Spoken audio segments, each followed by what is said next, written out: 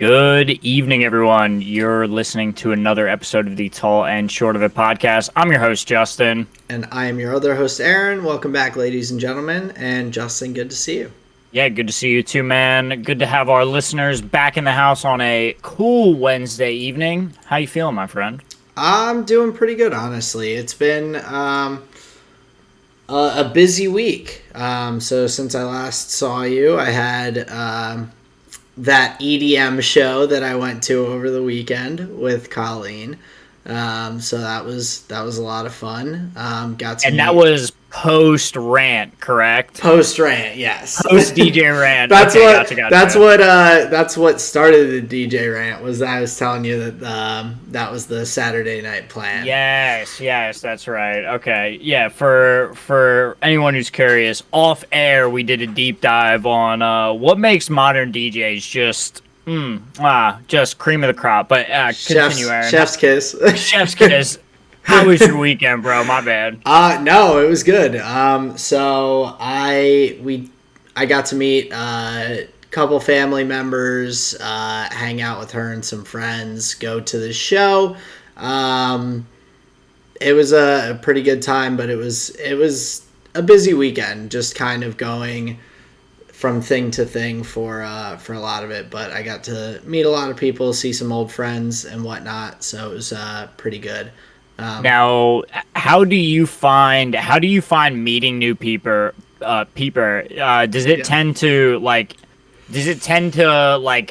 bring you down, knock you out? Like, how does it make you feel? For me, honestly, like I wasn't really nervous, except I got hit with like a split second of like nervousness right before I met people, but then it like went away immediately pretty much. But okay. But no, I mean, I know that one thing about myself is I can talk a lot and talk to just about anyone.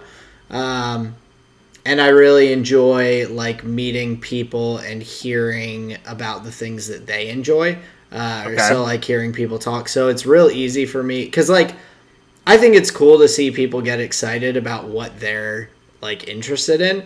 So I enjoy like in conversation with people, like you can kind of glean some of those things. And I don't intentionally do this, but I've noticed that it's something I do where I like will talk, and then when I see something that seems to really interest the person, they'll like latch onto it a little bit.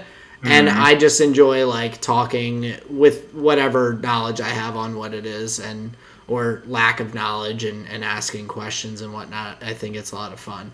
So it's kind of like when you're going through like the magic stuff in this, like even though that's not my world and it's not something that I'm actively like like paying attention to, learning about and whatnot, like hearing you talk about it, I enjoy asking questions and seeing learning about it, like seeing you get excited about talking about those topics and everything. Like that's really cool to me, so I enjoy that. Gotcha. So like meeting new people for me, it's like it's fun, but I am still an introvert in a way that I'm just like tired at like it takes a lot out of me to be like active doing things, working with people, talking to people. So by the end of everything, I'm pretty wiped, but I do enjoy it while I'm doing it, if that makes sense. So yeah, definitely. No, that's really interesting because I was kind of curious what your motivation for allowing me to take like 30 minutes of our podcast and just like derail it for talking about a card game.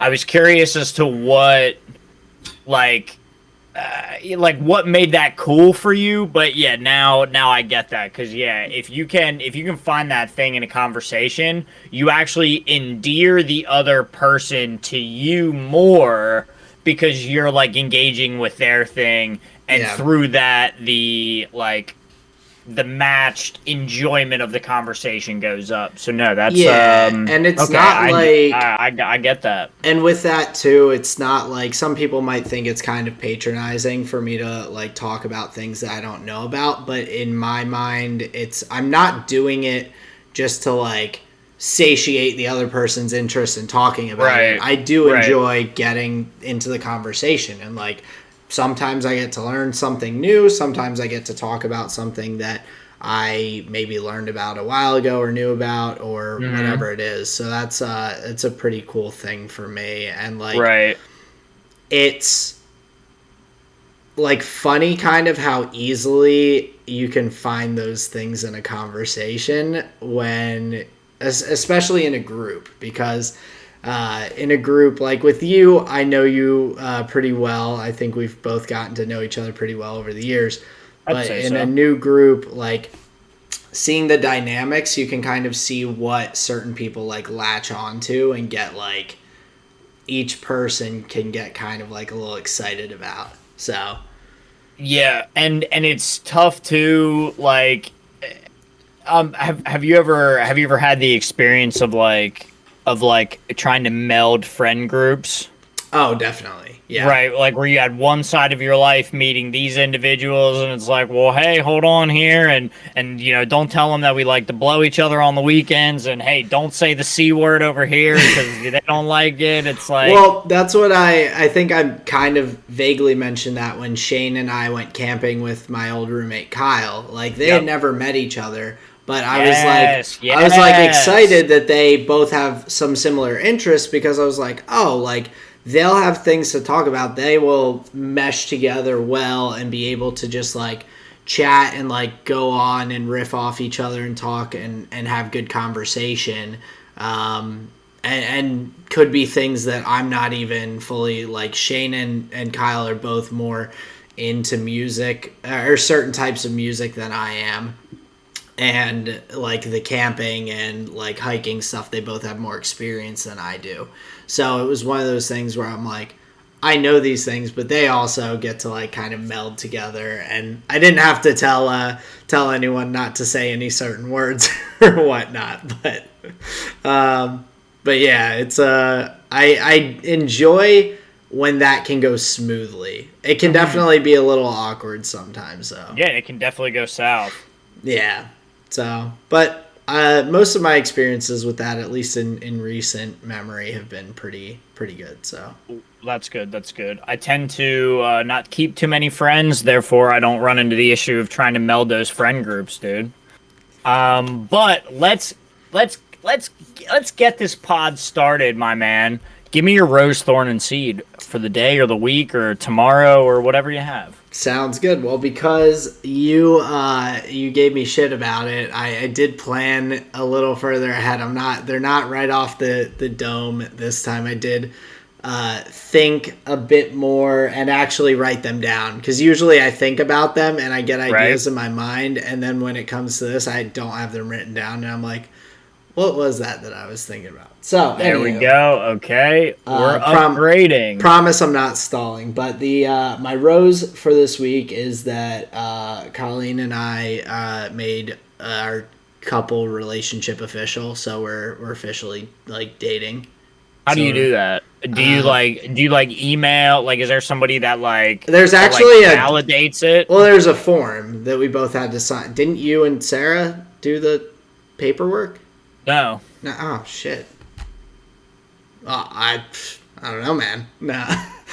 No, we talked about it while we were at the show. Actually, it was we were both uh, pretty hyped up at the show, I'll say. What do So, you mean hyped up? Like just really excited? we did some performance enhancing drugs beforehand. So Oh damn, that's crazy. so we were both I'd say probably a little bit more um,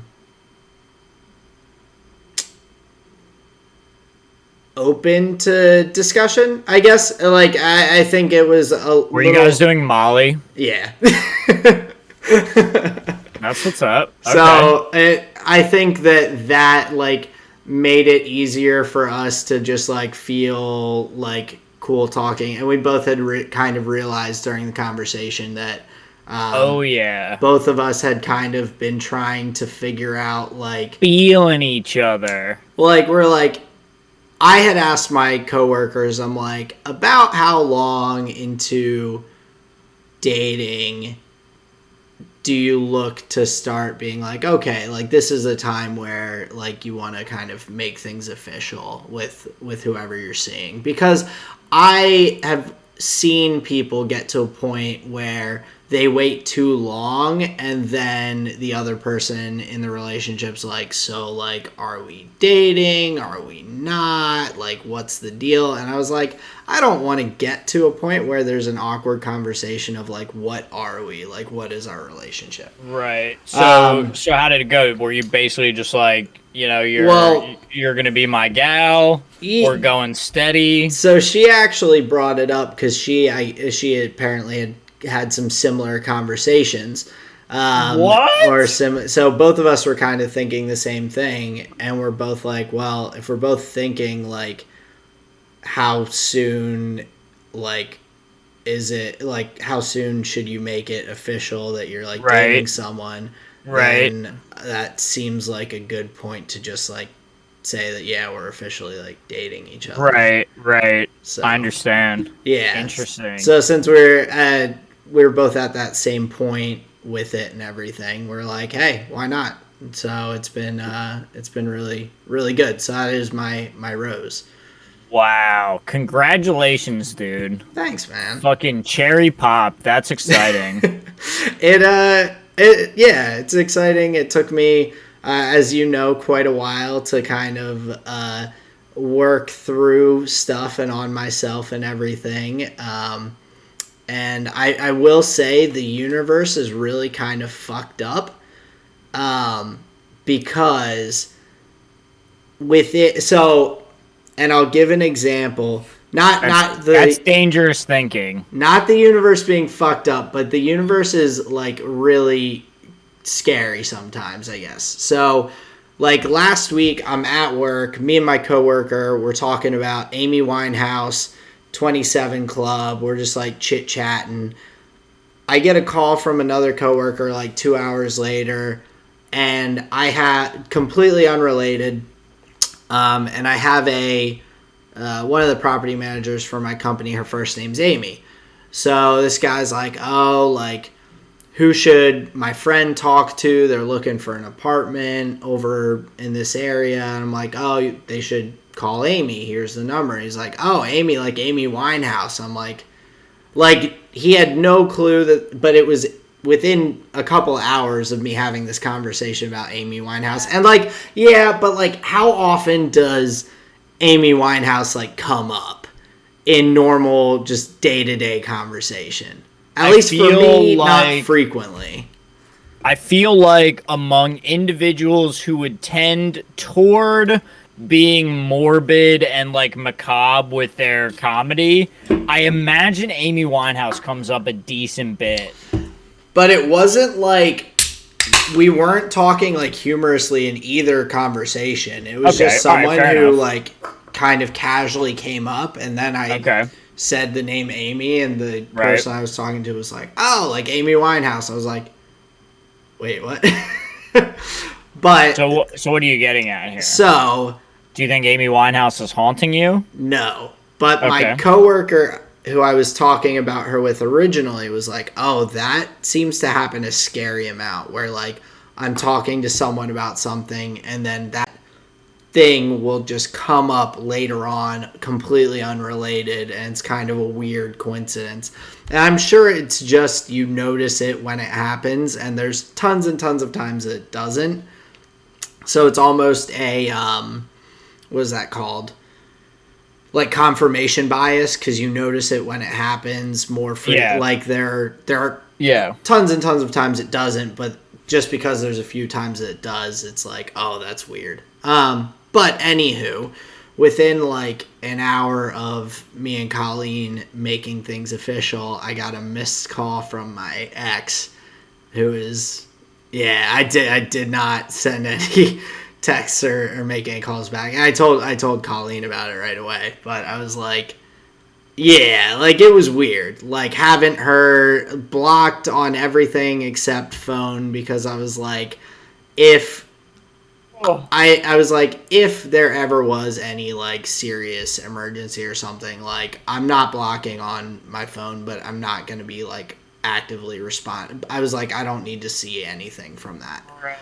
So blocked on everything except for my phone, and like we're at the show still, and I just go to check what time it is on my phone and missed And call. like you, oh no. Like I didn't even notice when it happened. Like I had missed it like 15 minutes earlier or something. Oh no. So yeah. It was weird. But the great thing for me was like it didn't like the all I like wanted to do in that moment was just like tell Colleen like be like, hey, I just need you to know this because we hadn't gotten into that very much. Right. I'm like, hey, I just wanted to tell you, and it was cool being able to be transparent. And then I was like, all right, that was just a really fucking weird thing. So Hell yeah, man. Yeah. Holy shit, dude. yep, 1 a.m. 1 a.m. on a Saturday night. So fun. I'll say it now. That broad is just an alcoholic. I think that's just what it is. I drink more. Yo, but she drinks effectively. Apparently. She drinks effectively, man. That demon gets right at the heart of it, and she's like, I'm calling up the homeboy. I gotta fuck up his day. Yeah. Yo, that's wild. But yo, kudos to you. Didn't let it fuck man. me up, yeah. Yeah, I appreciate every aspect of that. That's oh my god. Talk about like a heart, like a fucking I honestly felt like I was watching a Michael Bay movie right there, bro. I was like, no. Oh yeah, and so like then God. on Monday I had to tell my coworker, I'm like, you know how you said the universe is real freaky with like making these things happen, Dude, it is. And she's like, told ya. Yo, and it's a muscle. It is a muscle that if you like, you had like. I'm telling you, like, relish in that moment, relish the noticing of it, acknowledging of it, because the more that you do, the more you'll find yourself in situations where the universe clicks together in really, really, I'll say, odd ways, right? Yeah. And it's almost like you're given a chance to, like, look behind the curtain and just see like this, like the data bank, just a little bit, just see the server lights, right? Like, yeah. I don't know, man. It's a weird moment, and I have a few of those in my life as well. And it's because we live in a simulation, so. Greater minds than I have said that that's the most likely possibility. Yeah. Like, what are you supposed to do with that information, right? Can't do anything with it. I'm not smart enough. Put a pin in it and make a podcast. Exactly. So, but no, you did Rose. Was that your thorn? No, that was not my thorn. Because I was actually pretty happy with how I handled it. So I think it made me feel good. Seed? No, it was just my rose. It was just something that was weird that related to the rose that I was like, okay, I feel like this is kind of an interesting thing. Okay. My thorn was actually from today. Hell yeah. And sorry, Shane, it is about work, but it's not about work. It's something that just happened to happen while I was at work. While you were at work, that's funny. Okay. And so I'm sitting in our office today, and I just hear one of our maintenance supervisors come over the radio, and he's just like, yeah, like 4 to base. His radio's number 4, and I'm base because I'm in the office. And so he's like, 4 to base. Man in the chair, huh? He's like, so the police and everything just pulled a body out of the river, like, and the property I'm at is like right on the river, and so they were on our property, and I guess a body had washed ashore and been noticed, and so all like 10 cop cars, coroner, like whole nine. Like it didn't really affect me that much, but like I've been in a situation at work before where there was someone who had passed in a not so pleasant manner, and so I was like, I volunteered over anyone else in the office. I'm like, do they need someone to like come down and assist with it? Right. And the maintenance supervisor's like, nope. I asked them if they need anything. They said they're good, and I was like, all right, like cool. I don't have to do anything. So it was just a something bummer. about the right. Go ahead. Sorry. Oh no, go for it. Something about. No, I was just gonna say something about the crime scene. Probably told them that it wasn't like your hotel involved. It was just like on the property, right? Yeah. Because I feel like in other circumstances they would want to question everybody. Oh yeah, no. Right? This was definitely a something happened upriver, whether it was someone boating, someone swimming, someone. I mean, who knows? Maybe it was a like suicide. I don't know, but I would. I mean, that's what had happened at the hotel that I was at previously. So it was like I don't know. It was just a bummer, and I was thinking about it. I'm like, man, that just like I don't know. It's just a shitty situation, and so now like I'll probably see on the news in a day or two like what the deal was and whatever. But it's just yeah, it was just kind of a bummer. So that was my thorn because it just kind of brought me down while I was at work. I was like, yeah, for sure. Rest in peace to that guy. Yeah. So not a fun one, but okay. For my I'm sorry that happened, dude. Yeah, I mean, I will. I'm still here. I feel for whoever was involved and any family and whatnot. It just shitty situation. So just overall, but definitely.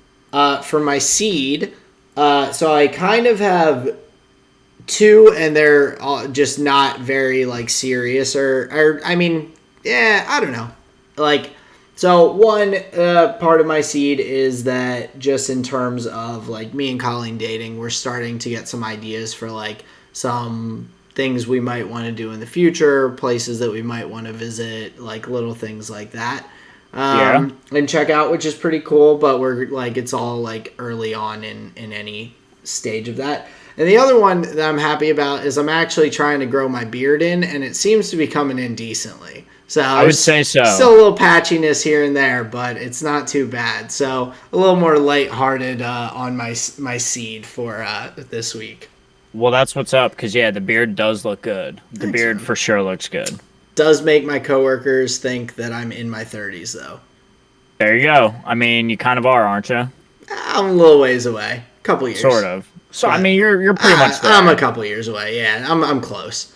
But I've had people at the hotels at this job, like every time someone asks like what my age is, I just make them guess.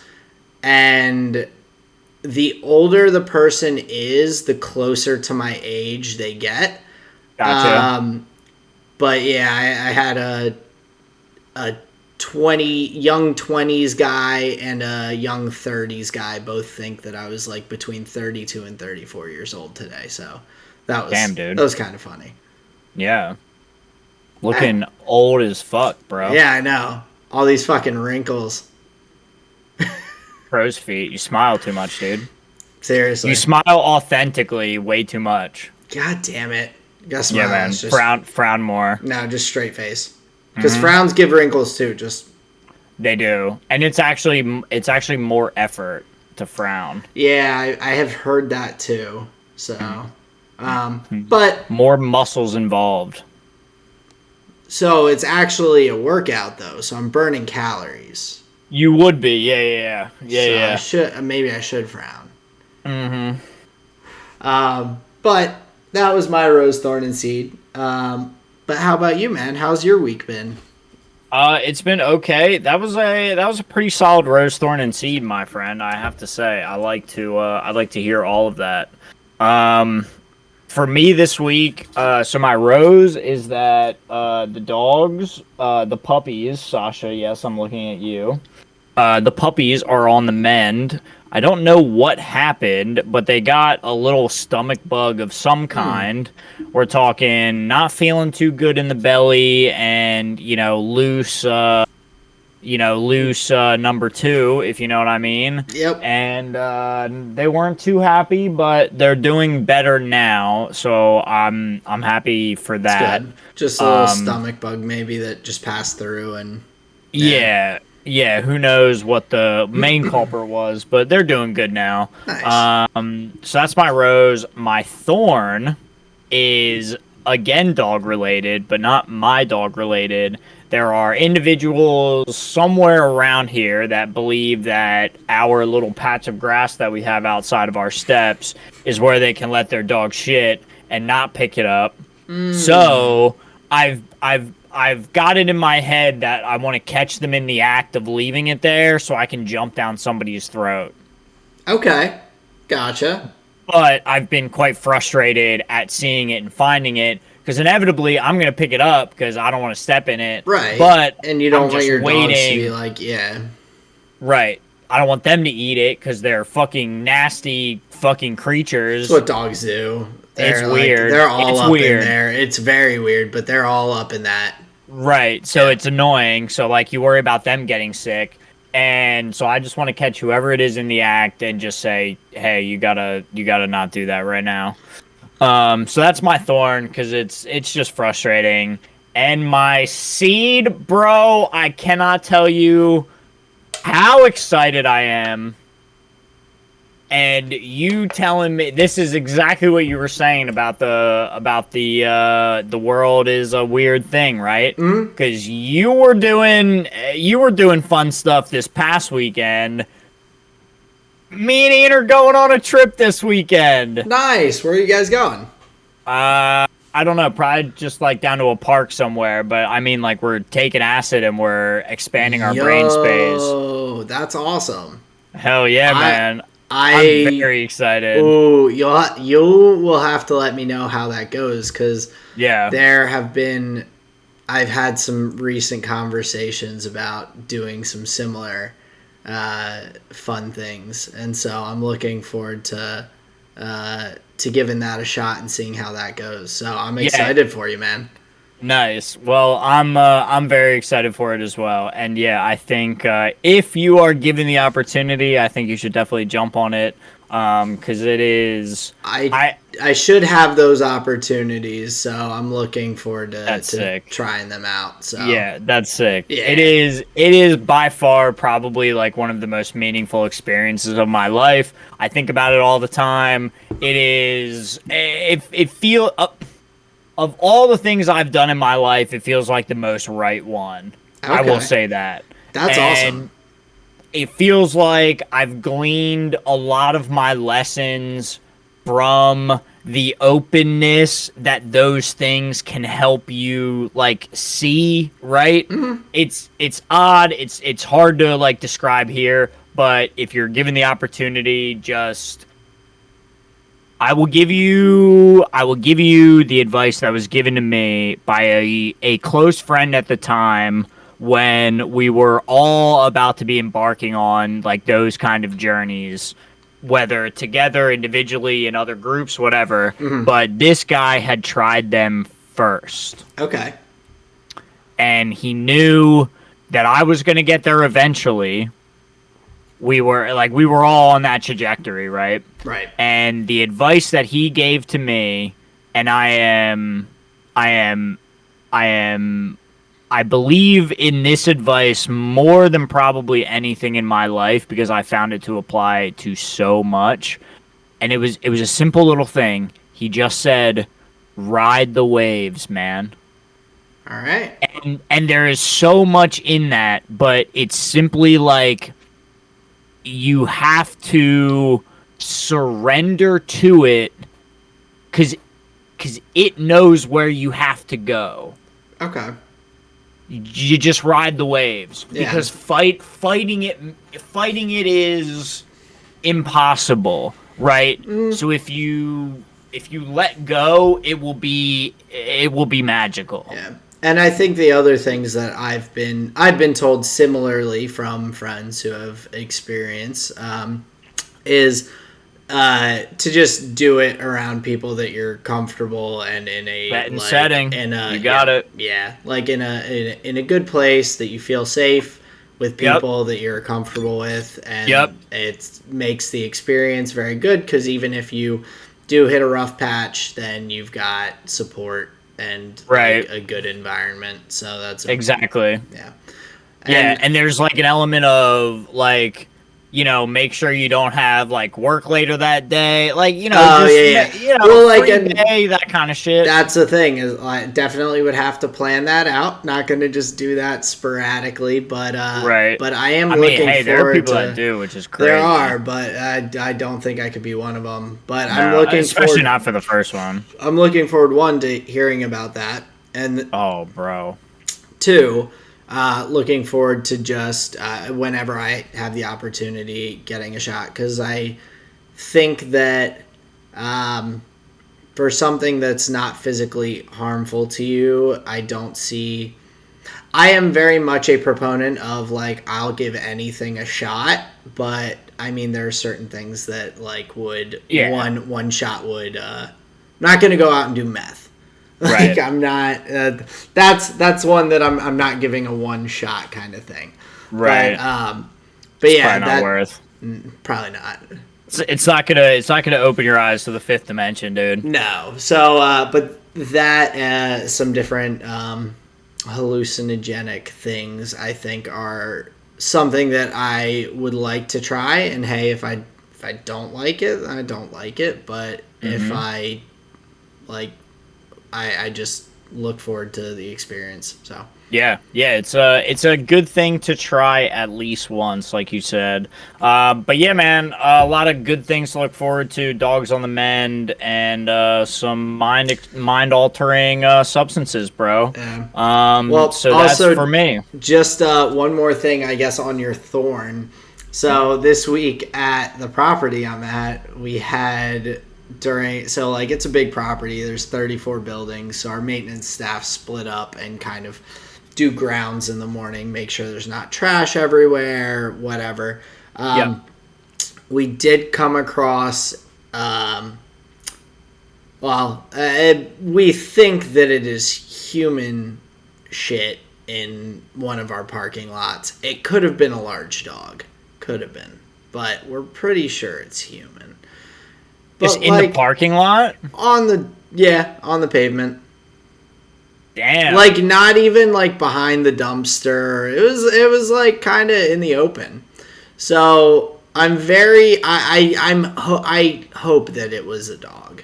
Right. Because if there's a person that's just like doing that, then well, they might not just be doing that. Like, this is the medical professional in me, but was there anything about the stool that indicated like that they may have been sick in some fashion? No.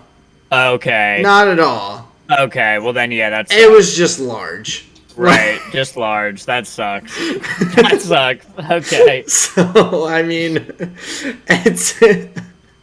it was I gotcha. Pretty strange. That's funny. Yeah. So damn, dude. But someone on our team, I don't know who had to deal with that. So, yeah. Flower beds you could just fertilize, Yeah, like I don't exactly feel your pain, but definitely can relate to that a little bit, dealing with someone else's. Yeah, it's not fun. Issues. I don't know. I might give it to you. That might be worse. Might be worse. It would be if I personally had to deal with it, but I did not. So I have we can call it even. Yeah, I did deal with a dead squirrel not that long ago, but that's easy. Yeah, that's easy. I did pick it up like it was a trash bag, boom, inside out, whoop, tied it, boom, gone. Well, yeah, you don't want to catch anything. Oh, I washed my hands so many times afterwards, even though I knew. I was like, yeah, I'm not. But exactly. Yeah. So speaking of catching things, fucking Lando Norris caught a wild Valtteri Bottas into his hindside. Dude, Right, dude. I'm Let's get into it.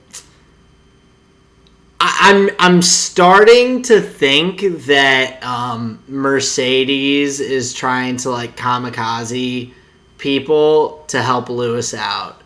And not to take anything away from Lewis's race after the restart, because he did race phenomenally. He really Man, so getting good. getting Who else does that?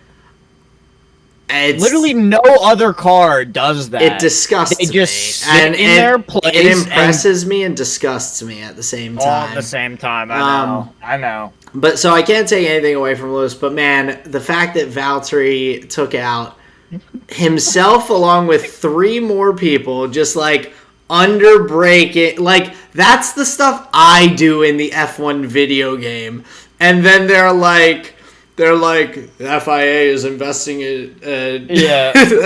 a collision between me and like five people. It's like that's not something that should be happening in real life F1. Like Valtteri Right. is a good driver and he dive bombed and took out Lando, Leclerc, Sergio, and himself. And Lance Stroll. Mm-hmm. So he took out five people. And I just Yeah. like, and the It one makes that me hurts think the of, most, the one that hurts the most is Lando. Mm-hmm. Had Yeah, been in because the by no points fault of his own, he was in every the points for all race the this races. season, and then he just gets taken out. I would have been just so upset. Well, and especially after a start like that for him too, because he started behind Valtteri so well, he swung that inside. He was killing it.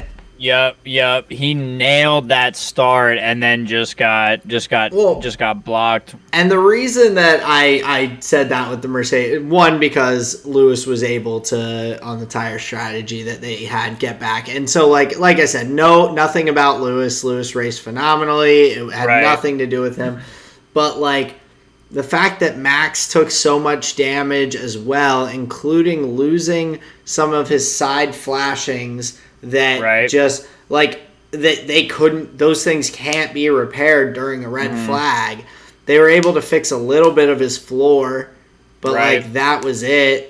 And so there was so much of that aero package on the side that was just gone. And so like he was lost, racing with like half a car. Yeah, he lost an insane amount. The fact that he even finished in the points is That's incredible. What I keep saying to Sarah. Yeah, it's incredible that he even finished in the points. Like, and they kept talking about how he was stuck behind like whoever, and I'm like, he's missing half of his like everything. Like, come on. Well, pin that. So we were watching. So Nico was doing the live commentating. Honestly, I enjoyed that. It was okay. He didn't talk a whole lot. He let the other guy do the thing mostly. Yeah, he let Crofty take the reins, but he definitely had some good insight from a driver's perspective. Sure. That I did appreciate. That was a little different than some of the other broadcasts. So I didn't hate him on there.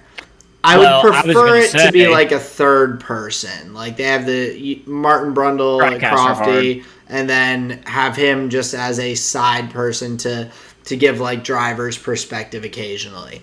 Like I don't think he's needed for the full cast, but more of a let's talk to Nico Rosberg on the side kind of thing. Right. Like, oh, that was a tight move. Let's see what our racing expert for today's race has to say. Yeah. That's what I would like more, but didn't hate it.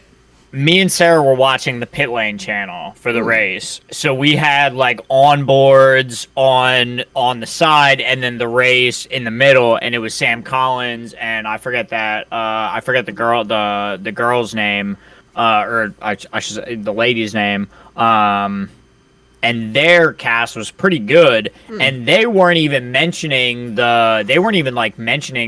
the like tire strat thing, they were putting up like other radio messages and this and that. So I thought that was pretty interesting. Nice. So yeah, the pit lane channel was pretty cool as far as like the cast went. But yeah, it was an interesting restart there for Lewis, and I might disagree with you because they got the tire strategy way wrong, and it was only up to Lewis's driving that Mercedes didn't have a DNF and a P14. They did have it wrong initially, but they corrected so quickly that it didn't make a difference and planned for the two stop.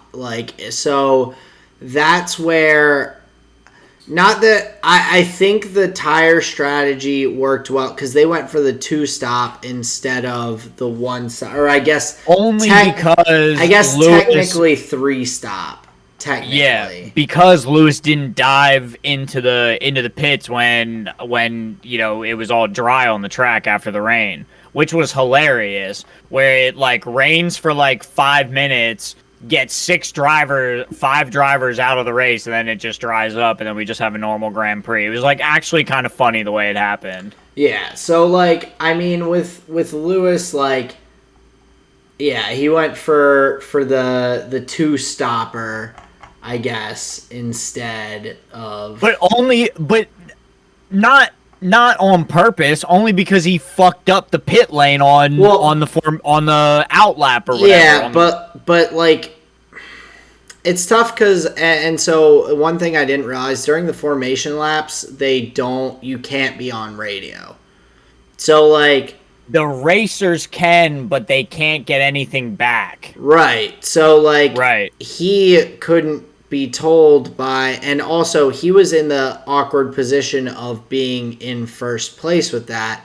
So not only does he as the driver have to make the position or the decision of, oh, do I come in or wait, or was it Ocon? And no, he was in P1. He was front.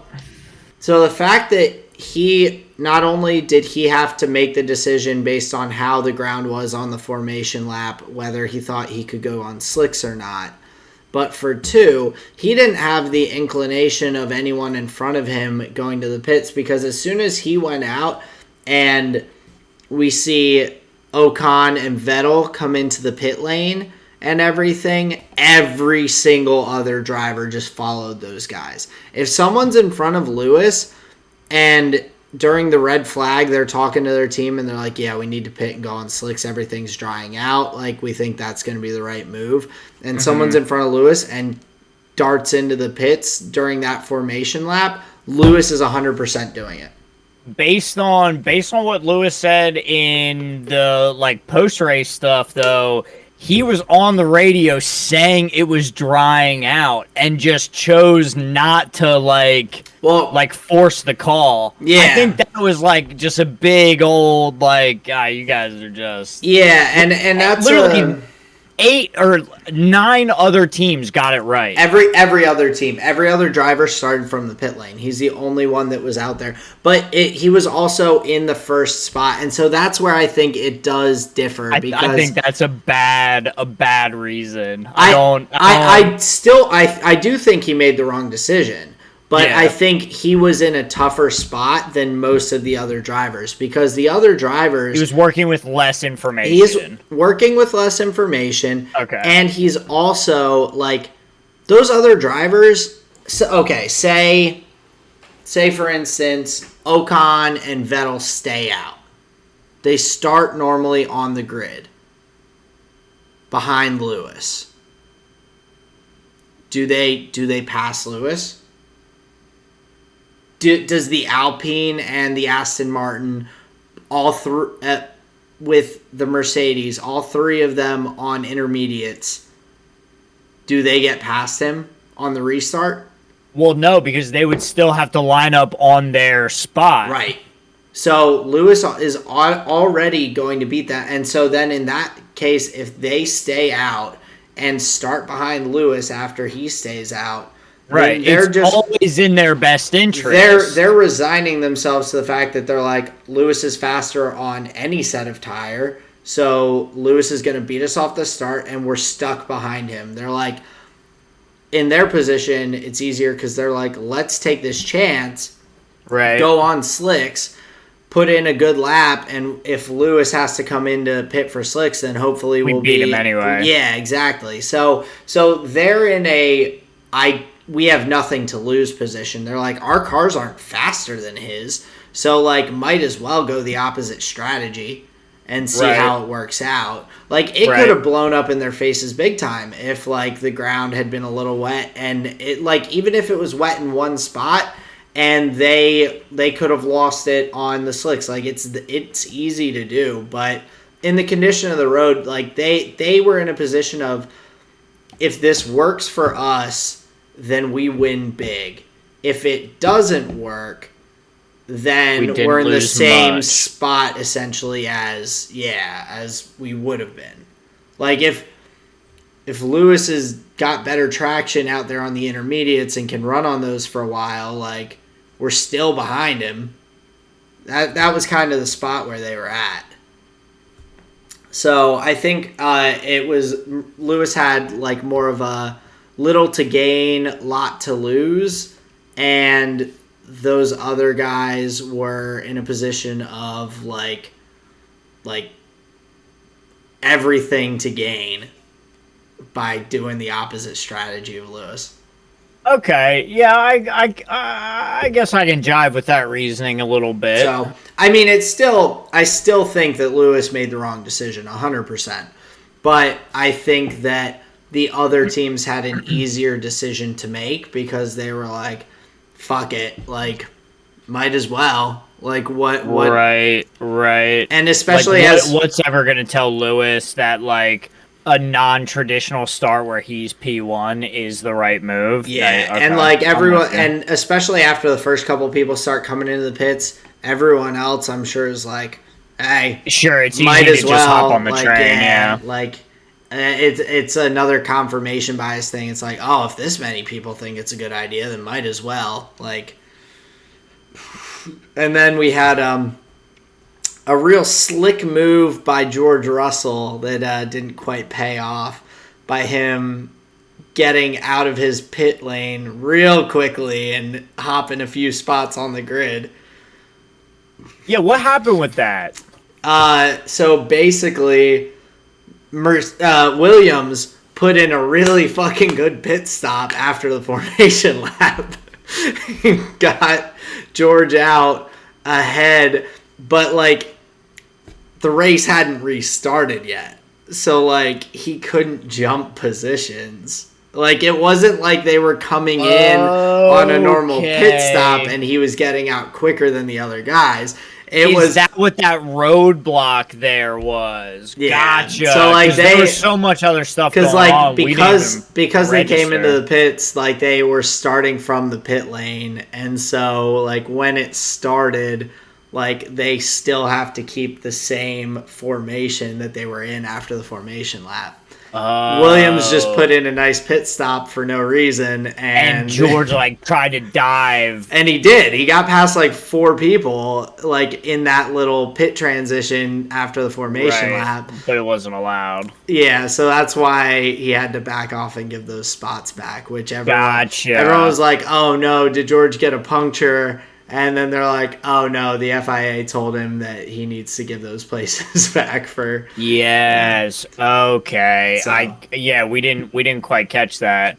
Well, yeah. Speaking of pit lane shenanigans for the Haas drivers, we had one of them fucking going out in the pit lane. That was on Alfa Romeo. That was Alfa Romeo's fault. Yeah, he still got nailed and out though. He did, but I feel for him. In that instance, I don't in most. But yeah, Nikita getting taken out by Kimi in the pit lane bad release from Alfa Romeo, and they kind of.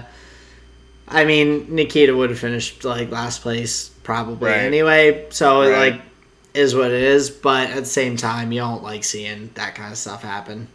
Do you think excuse me, do you think Gunter Steiner has the hardest job in F1? He was literally sitting right next to his car, just getting shafted. It was so funny. It's hard for me to say because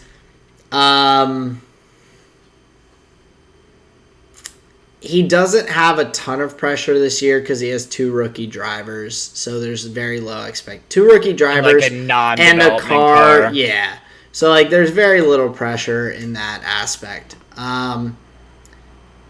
It seems like he's dealing with a circus led by monkeys, though. A little bit, so it's definitely not an easy situation to be in. But I think that it could be worse. Like that's I guess my opinion on it. Like I don't know if it's the hardest job because he does have so little pressure. I think the positions that could be the toughest are, I think Christian Horner's in a pretty damn tough position, and I feel like probably Mattia Binotto for Ferrari might also have a little bit of a tougher spot that those two are in, because I don't know, man, dude. Those Haas drivers are just like they're shenanigans every weekend, bro. Hey, man, you're not wrong, but like Mick put in a pretty solid drive. Yeah, he did. Yeah, he did. Like he I think Mazepin gives Haas more of the issues. Oh, 100%. Than Mick does. Yeah, Mazepin's not a good. I mean, he's spinning out. He's having issues. He's like, like not paying attention to blue flags to let people lap him. Like he's a bit of a mess. But he's a loose cannon. But I mean, 2 rookie driver lineup, that doesn't happen extremely often, and I feel like that lightens the pressure to succeed. There's still like plenty of pressure, and it's definitely not easy to manage 2 young drivers and a team that's not really at the top of the standings. But I think that there's less external pressure, at least. I don't know, man. The Haas owner sounds like he's up Gunter Steiner's asshole. He probably is, but he also has to understand that he needs to know the situation. Like, right? Like, no, I think you're right. It's you shouldn't look at someone who's in a shit situation already, or a, like, as they call it in other sports, it's a rebuild year. Like, this is a rebuild year for Haas. They're getting 2 young drivers, some solid track time, and some experience in an F1 car. And next year, they're hoping that their team puts together a car that's good enough to compete in the midfield, and that their drivers will have the experience now of racing in F1 to be able to be semi-competitive. Like, this is a complete rebuild from their team. And this is like you're set, like in the NBA, you are trading away all your superstar talent for draft picks, drafting young and hoping that you get some solid talent out of it to build on in the future. Like, that's what they're doing. They got rid of their veterans with Magnussen and Grosjean. They brought in 2 rookies, and they're doing absolutely nothing to give them a good car other than experience. Like, if the owner's up Gunter's ass about it, then that's on the owner for not being realistic with his expectations. Like, you don't obviously want to have as many, like, mistakes as you're having, but, like, what are you expecting in a bad car with rookie drivers? Like, no one's set up for success there this year.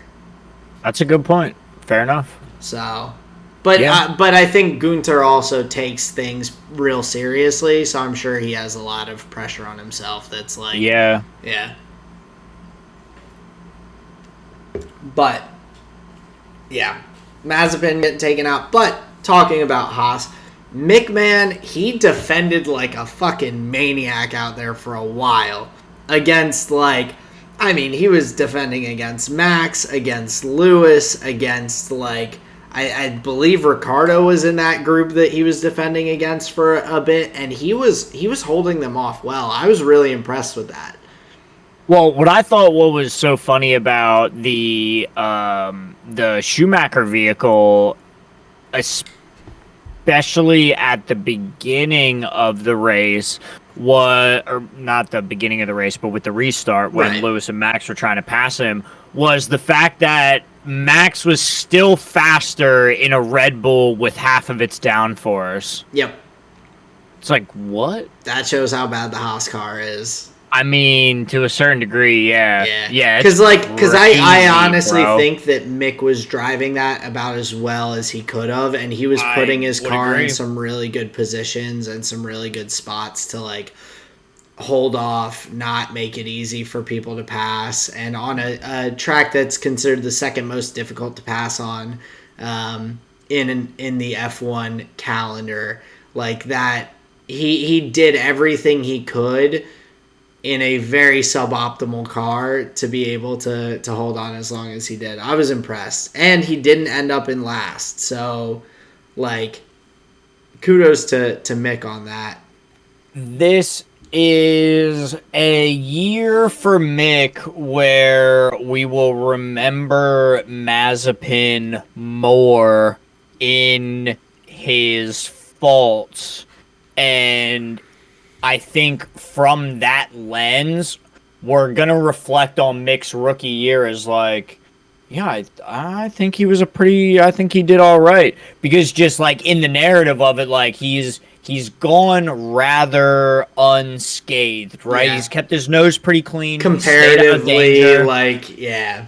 Exactly. I don't think he's making as many waves as Yuki is. However, Yuki has a better car. Obviously, Yuki has a better parent company. But I think I think Mick is doing better than I originally was giving him credit for. Worse than I thought he would, being who his dad is. Yeah. And that's just like I think that's just yeah. name recognition though from a green fan who doesn't know anything. That's all that is. And that, that's whatever. But I will say that as we get to see him in comparison to his teammate, I'm becoming more and more endeared to Mick as a Haas driver because he is keeping his nose clean, staying out of trouble, and overall producing fine drives for Haas and not like shenanigans. You know? He's not fucking up, and I think like that is. In the position he is put in, that's a solid rookie season.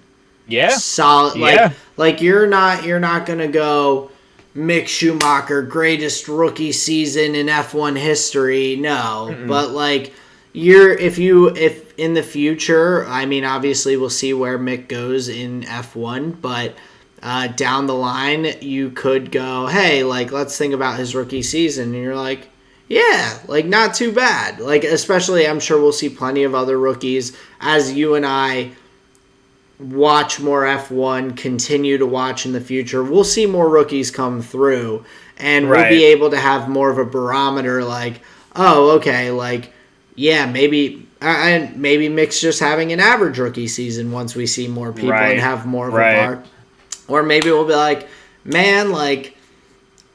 That Haas car must have just fucking blown that year. I don't know. Like we'll see. Like if we'll we see him like in a McLaren or something, and he just like tears it apart. But for the meantime, at least, I think it's nice to see, like you said, him keeping his nose clean, doing just out there driving without too many issues. Like that's good to see. But I did want to speak on someone else that had some phenomenal defending, and this was, I think, my favorite part of this race was watching Fernando and Lewis, and watching Fernando in a worse car than the Mercedes, but just from sheer experience as a phenomenal racer, holding off Lewis lap after lap after lap after. I was like, I didn't know if Lewis was ever going to get past him. After a bit, I didn't think he was. Yeah. I wasn't sure if he was. I thought that he was going to, and the only reason that Ocon won that race was because Alonso held off Lewis for the extent that he did. And not to knock Ocon's drive at all. He raced phenomenally, and who knows, maybe if Lewis had caught up behind him, he would have been able to hold off Lewis for a few laps just like Alonso did, and he could have held on to it. But man, he would have had a way tougher drive. He would have, but I think more than Ocon, I think Seb would have put up more of a fight than the narrative was allowing for, because it was Alonso or bust was kind of what they were saying, oh, this is going to be Lewis's race if it wasn't for Alonso. Well, and that's just because that's where he hit the roadblock, but I agree with you. I think that Seb would have put up a fucking fight too. Yeah, and fucking Sarah as my witness, I was saying, he's doing very well. I do not think he can get P1. I think Ocon's just too far away. I thought P2 max, right? Yeah. But I was not so sure that the he could have gotten Ocon narrative was actually true. But either way, my man went from P14 all the way up to what was he, P3? P3, and after Seb's DQ. Behind Seb. Yeah. He got P2, and then that promoted Carlos Sainz. Yep. But, I mean, he went P14 all the way up to a podium. Mm-hmm. Incredible. It's insane, bro. It's insane. And yes, to your point, I would agree. The final leg of the race where Alonso was defending was just nail biting. They touched tires at one point. Dude, taking the inside, the outside. My man was. And Alonso. It was exciting. That was exciting racing. He raced. It was exciting. It was clean. Even though they touched tires and everything, that was clean racing. Alonso did everything properly. He didn't make any dangerous situations. He defended extremely hard and extremely well. And that was fun to watch. That was fun racing. Yeah, I agree. But especially, go ahead. Oh, but I was going to say, the reason that I think Lewis may have caught up to Seb and Ocon was he ended up just about a second behind Seb. By that last lap, his pace was immense. Yeah, he was just picking up so many seconds. But yeah, I still think he would have been in a tough spot to try and get past Seb and even Ocon. It's not it's even not just by virtue of coming up behind Ocon he gets the pass, right? Those guys would have defended too. Yeah. Yeah, so I mean, let's not all just blow him indefinitely. No. I'm definitely not. But I think that there is a world in which Fernando makes maybe he hits. I mean, dude, you go wide one time. Go wide one time. Well, and that's how Lewis got past him. He what did they call it? Why am I blanking on that? Flat spotted the tire. What is it? He locked up. Yeah, he locked up, and it was a small one too. But he went wide, but couldn't take the turn. But if he had locked up in one of the first turns that Lewis was behind him, Lewis gets past and he was gone. But if he hadn't locked up there, he might have kept Lewis behind him for the rest of the race. Lewis was waiting for a mistake, and a tiny one happened, and Lewis just was able to take advantage because it's Lewis. Right.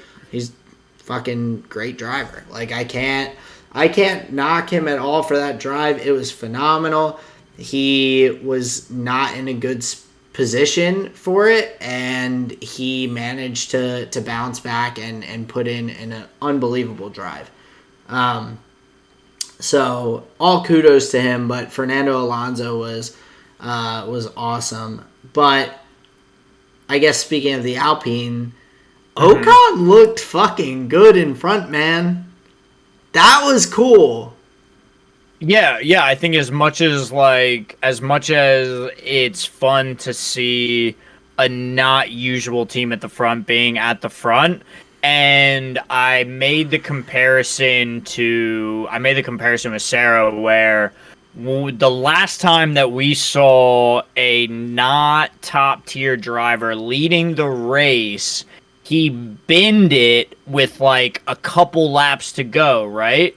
Who are We're talking we? about Lance Stroll in 2019 or Oh, gotcha. I was 2020. gonna. It made me think more of Pierre Gasly's win in the crazy weird. See, but he had control of that race the whole time. He was comfortable at Monza. What Yeah. what I'm getting at with Lance Stroll was you could just see the form deteriorate as the race went on. He got slower and slower. His turn, like we'll say his turn precision, like the margins were getting larger and larger, right? Mm, So, to your point of Ocon looking really good out front, I would say yes, he did. Where his pace was consistent, you could see the rhythm was really nice. Like mm. he wasn't like, um, he wasn't driving a different route every lap. You could tell like he was just hitting the turns really Yeah. well. So, Yeah. to your point, yeah, I would agree. It was refreshing to see a driver who doesn't often get the spotlight and then like command it, right? Yeah. He didn't Well, flub it. and He raced Vettel. he hasn't won a race in That a was his first long one. time. No, but he I don't think he won a single F2 race in his time in F2. It's been since he was in like Okay. F3 probably that he had won a race. Okay. I was gonna say So because wasn't that his first F1 it podium was it was. and the P1 at that? But just That's exciting, the man. comfortability of being in the lead, I think was really impressive for someone who honestly has not had a lot of experience with it. Like Well, and especially for somebody who doesn't always like get out of Q, like doesn't get to Q3, sometimes doesn't get to Q2. mhm. Like yeah, I would say he looked really good out front, up on par with someone like George Russell last year in Bahrain. Yeah, no, absolutely. It's so, and just for Ocon, his last win up until this year was for ART in the GP3 series in 2015. This is his first Wow, win in 6 years. And yes, I wow. mean, he was on, he raced like, what, I guess this is like F2, F1, back and forth in 2016. Then like he was not on competitive F1 teams for a couple years, was a reserve driver, but like he hasn't won a race in 6 years. So the fact that he looked that comfortable out Dude, front, and even yeah. like before that, like I mean the in F3 the year before he had a number of wins, but like it that's something that I feel like is so tough to get comfortability with, like being in the open air, driving and driving cleanly like that, like because that one mistake, especially with a guy like Seb behind him, could have easily just let him out of the lead. I have a feeling that we rate the whole like out in front thing too highly because like think about what that means. Like all that is a time trial on the sim. It's a hot lap. That's you just like alone on the track. That's testing.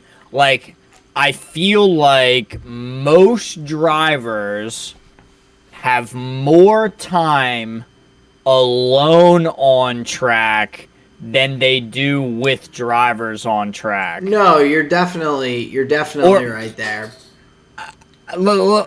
maybe not more, but I would say that they would it feels like they would have enough exposure that they would at least be similarly comfortable. So I might argue that for someone who's been racing their whole life, maybe being out in front for, okay, so maybe not with Lance Stroll, but maybe for that certain breed of driver that could do it when they are doing it, it's just like a, So, like a walk in the I don't park. know. What do you think? So my opinion on it, which I do agree for some, they definitely do get practice without like other people around. Like, Right. yes, but Like I do, like when I'm playing the F1 game, I'm doing so many more laps with nobody on the track than I am in a race. yeah. And like, how many sim hours do they put in? Like, how many?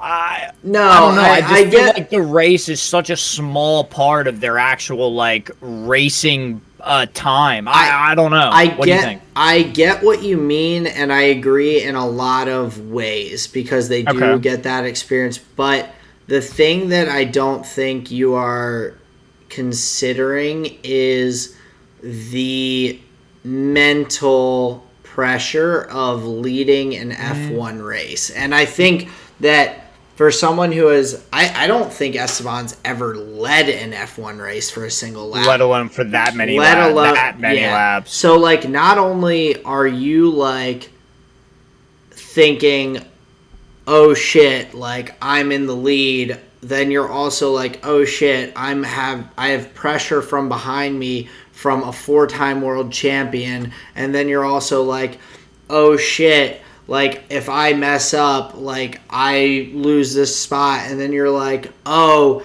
like I could get my first podium, but not just that, like I could win my first F1 race. Like there are probably just the amount of things that could be going through your mind that would be all reasonable things to be going through your mind as someone who is in that position as a young driver with no F1 win. Like that has to be so much mental acuity and stability to be able to kind of just block that out and just drive your race and to do it cleanly, because we've seen Ocon make mistakes just in normal positions for him. And the fact that he didn't make any in a position that was extremely out of the ordinary, to the point that it, like for a lot of people being in a position like that, I think could just Right. put them out of their comfort zone. Like, yeah, like it is easier to drive in free air than it is to drive in dirty air or like with pressure and everything. But at the same time, you also get a certain sort of comfortability with what is normal to you. And so him fighting with people behind him, people in front of him, DRS trains that he's getting in the middle of like races and everything, Right. is like, it's just, it had to be such a completely new experience, or at least an experience he hasn't seen in such a long time in a real life situation.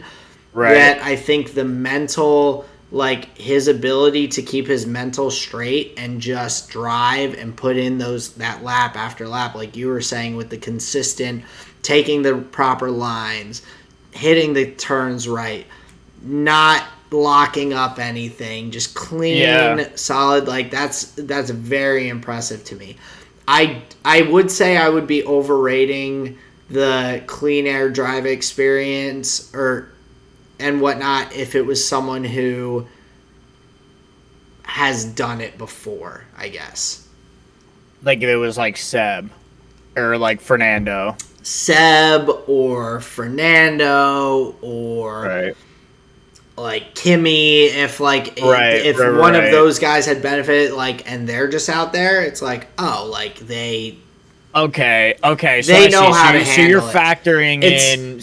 yeah. You're factoring in the open air with the caveat of it's a not rookie, but a rookie tending driver, not somebody with veteran experience. Exactly. It's someone Okay, who's never. that seems reasonable It's to a me. position he has never been in Yeah? F1 before. and not So in 6 years recently, right? yeah, At the pack of any race, at the front right. of any race. Okay, all right, So yeah, no, that's perfectly reasonable to me. But the one thing I would like to add, what about the engineer? What about the team behind him? Like he had solid pit oh stops yeah, too. Like it was, and this is I'm gonna loop back to your Fernando Alonso point where we were talking about him defending against Hamilton, where there's a certain degree where when a racer has a day like Ocon had on Sunday, you actually are able to look at all of the factors that mm, led up to that driver being able to capitalize on a moment like that, right? Like yeah, obviously there was the crash in turn 1 that he was able to keep his nose clean. He got away from that.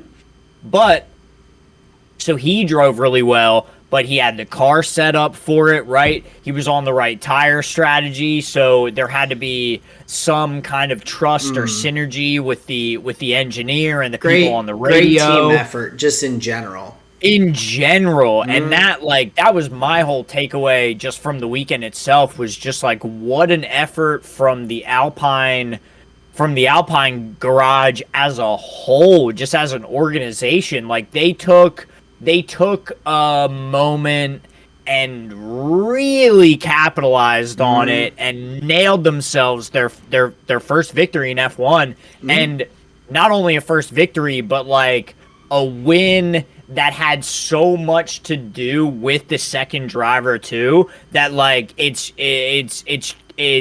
was a monumental weekend for the Alpine drivers and the Alpine team. Mm. So I think that was my most fun for the weekend, Yeah. was seeing, yeah, like to your point, seeing a young driver just take it all the way home, bro. Yeah, it was really awesome, and I mean, just speaking on the other young drivers that we got to see get in there, like George Russell. George Russell got his points. I it's a little ironic, I guess, that George has never been out qualified by Latifi, and the first time that both of them are in the points, Latifi beats him. I just think that there's just some sort of like entertaining irony. I don't think it's like anything horrible, or I'm sure Right. George is happy for both him and Nick for getting in there and getting points. But it's just funny that in all the times that George is George has never been out qualified by Latifi, Or any of his teammates. which would be Latifi. Or yeah, I guess Botas for that one. Yeah, so yeah, you're right. So he's never been out qualified by teammates, but the time he gets in the Crazy. points for Williams, his teammate does beat him. But also, I know something else that you want to talk about, man. Yuki and Pierre up in 5 and 6. That was big. That was awesome. I thought that was huge, and there was an element of the way that both of them were driving. That it was like halfway through the race when Lewis was like making his dive up the pack. Yuki and Pierre like actually made it kind of hard for him to pass, and there was something said on the cast. It was probably just like narrative, just like drama driving, but it was like, oh, that's great work from the Red Bull sister team to like hold back, like, whatever. And I was like, I mean, whatever, make your storyline, but having both of your drivers 5 and 6, like that is big points for both of them, and goes back to our conversation about rookie drivers. Like, dude, Mazepin and Schumacher are not bringing home P6s. Only two drivers that don't have points now this season Are the Crazy. two Haas drivers. Crazy. Like I'm more and more impressed with Yuki every time I watch that man get in a car and drive. No, He had he's a great growing. day. He is growing very well. He's impressing. I'm excited to continue getting to see him in F1 Yeah, me and too. Me too. um He's an exciting driver. yeah, and the one thing that I did just on a note about the AlphaTauri that I did find kind of odd was multiple times during the broadcast they were like, Pierre's driving for that Red Bull seat next year, and I was like, but is he? Yeah, I Like, doubt it. Well, I mean, I if think of if I they've gotta morph the thing, right? like if I were in Pierre's position, I would not be entertaining the Red Bull seat as an option in my future. I would Yeah, be I wouldn't you would just be want to win for the team that you're on? well, I would want to win for the team that I'm on for one if that's a possibility, and if it's not, I would be looking at one of those seats in hey man, if Daniel Ricciardo doesn't perform in the McLaren over the next couple years, like a Right. seat could open up. And not that I think that's going to happen necessarily, but like Pierre driving well in a worse car is, I mean, he's tied with Daniel Ricciardo in the driver's standings right now. Right. With a much worse car, he's tied in P9 or P8 with Daniel Ricciardo when Ricciardo's teammate is up in third in the driver's standings. Like, that is something that Pierre Team can principals are tout looking at, man. and team principals are going to look at. Like, and obviously the Red Bull is the easiest transition because it doesn't take much. Ownership is like essentially the same. Like, they work together and all. But like, Yeah, but is he he's already been there. right? Like And also, is he doing anything that? Yeah, Checo didn't finish this race. He got fucking dive bombed. Like I don't know. It's weird when I don't think that Checo has had a bad season by any means to have them talking about like Pierre taking that spot. Like, I don't know. It was just a weird commentary on the broadcast, in my opinion. Right. Okay. Yeah. Fair enough. I'm definitely with that. Just to like maybe dig into that just a little bit more. There may be an element where going into the summer break, they may just be thinking of drivers who haven't re-signed. I don't have all the contract information in front of me, but if Checo hasn't signed his contract, then I can see why that's like maybe still up in the air if people still think seats are available. But yeah, overall, no, I would definitely agree with you. Yeah, and It's just like a weird narrative. I'd have to look at yeah, so Perez is on a 1-year deal, so yeah, that does make sense, and it is at the midpoint in the season where I guess now we're at the mid-season break, which is typically where any driver changes or signings for the upcoming year, things start to shift in that direction. So I do get that, but like you said, he's been there before, and I mean, I think it's a weird just talking point in general for them to be like, oh yeah, Pierre back to Red Bull. It's like, hey man, he got a win with AlphaTauri last year. He's driving really well for them this year. Like, it's also kind of cool to see him just driving well with AlphaTauri. Like, I think it's an unnecessary talking point, but Yeah, I would agree. I'm much more of a fan to use their vocabulary. I'm much more of a fan of seeing these drivers like talked about on merit rather than like these shoulda, coulda, wouldas and like thought experiments. I just tend to feel better about the analysis and the commentary when it's that, right? yeah, I definitely think so. But yeah, I guess the only other points I have for the race this week is Lewis now takes the lead back. He's up a big swing with the drivers' standings, so he's up I mean, 8 points on Max, which I mean, no fault to Max. I think if Max had a whole car, he probably would have been able to be up there, potentially podium as well. But it's that's the way probably pretty racing easy goes. when your number 2 driver is just a goon to take out your competition. So I said He's literally just a headhunter. kamikaze. That's what Yeah, bro. It like is crazy. Uh, Lewis did it last race. He had Valtteri do it for him this time. Lewis is better though at it because he's able to do it and do it in a way that he doesn't knock himself out of the race. Right, yeah. Like, he only gets a 10-second penalty. Granted, Lewis would have knocked himself out of the race,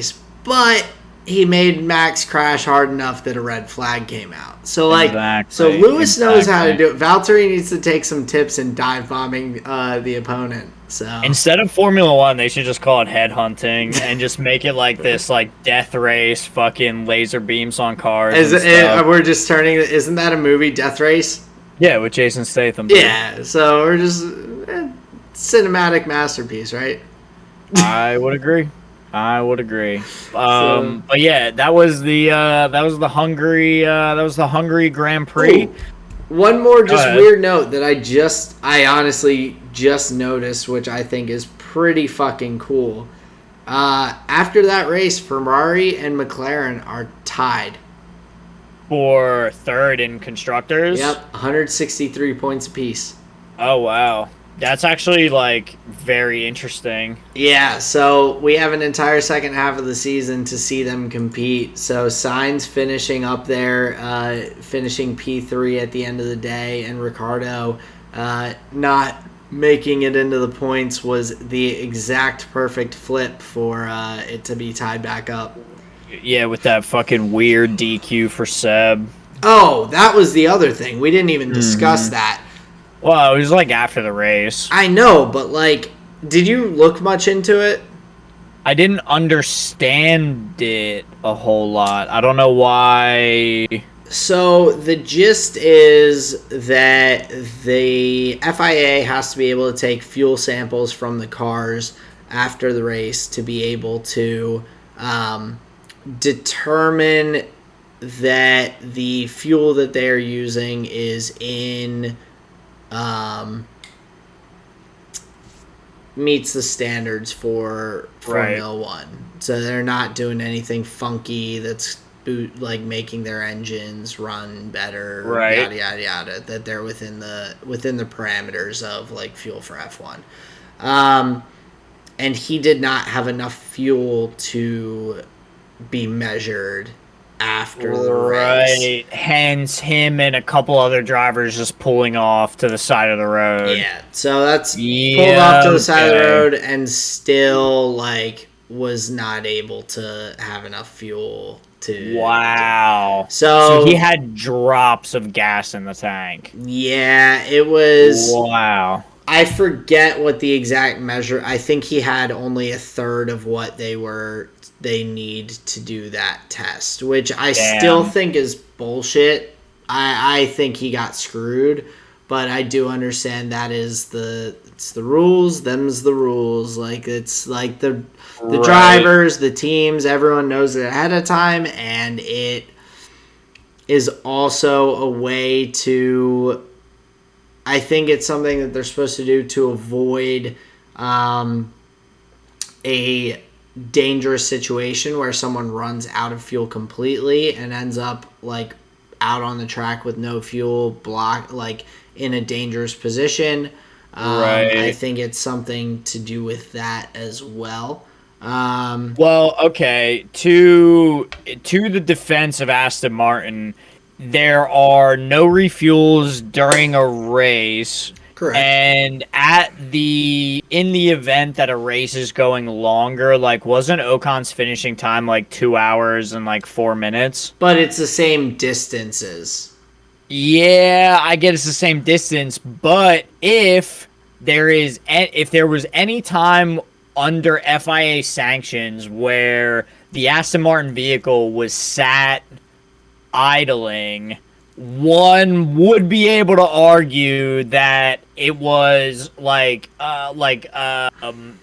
uncommon scenario or something. Like Yeah, it seems kind of weird, it man. is. And the other thing I think that they are looking at is like teams not intentionally barely using enough fuel to lighten the car to give their cars faster time. But no, and I think like they did an additional formation lap with the restart. Like Right. it was an abnormal situation, but he was the only car that in said abnormal situation didn't have enough Yeah, that fuel makes for sense. testing.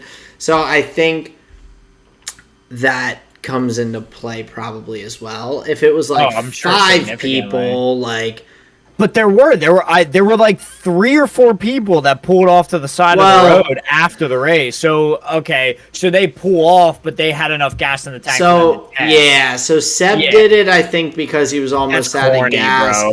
Ocon did it because I think he didn't know what to do after he did his little like post checkered flag lap. He got confused because he's never been on the podium and didn't know where to Mm. go. So then he like went too far and was like, well, oh shit, I guess I just have to park it here and jog back. And they'll bring it Because back he to the was like, podium. I think he was at a point where he's like, well, I don't want to do another lap and potentially have like any issue. He's like, I'm right here Right. at the end of the pit entry, so might as well just like jog it in.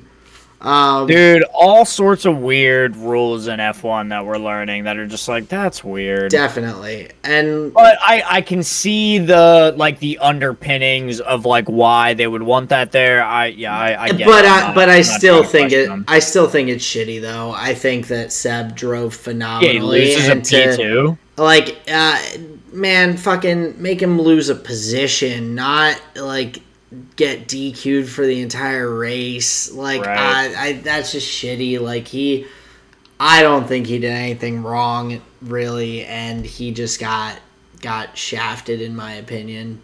I would tend to agree. Um, but yeah, like that was a weird one. So I don't know.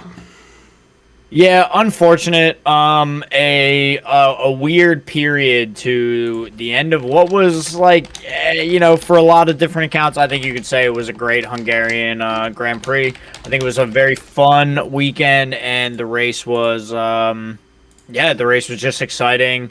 And I look forward to the next one after the summer break. And speaking of a summer break, before we get to the LCS content, we will be right back. And welcome back, ladies and gentlemen. So now that we've gotten through the F1 talk for this week's episode, we are going to get into the LCS coverage. So we had a few games that we watched over, a couple that we both watched. But Justin, what was your first game of the week here for the last week of the LCS spring split or So summer split? Sorry.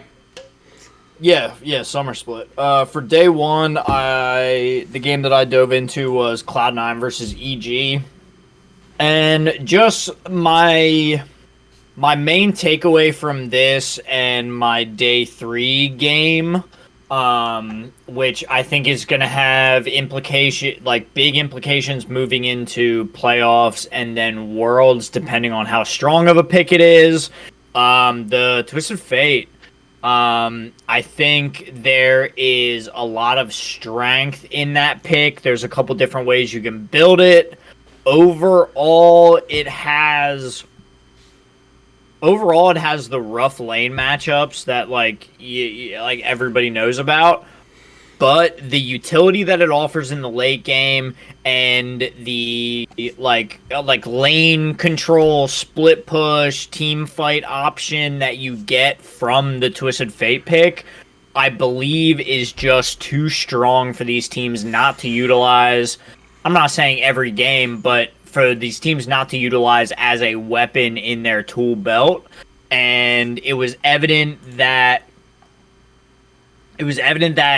Cloud9 was ready to, what would you say, like, play against it, but they didn't do so hot? Well, Because, I go think ahead. that they played very well against it for a long time. It's just that late game, like you said, it's the split push pressure and the objective and map pressure that you get from the Twisted Fate pick are just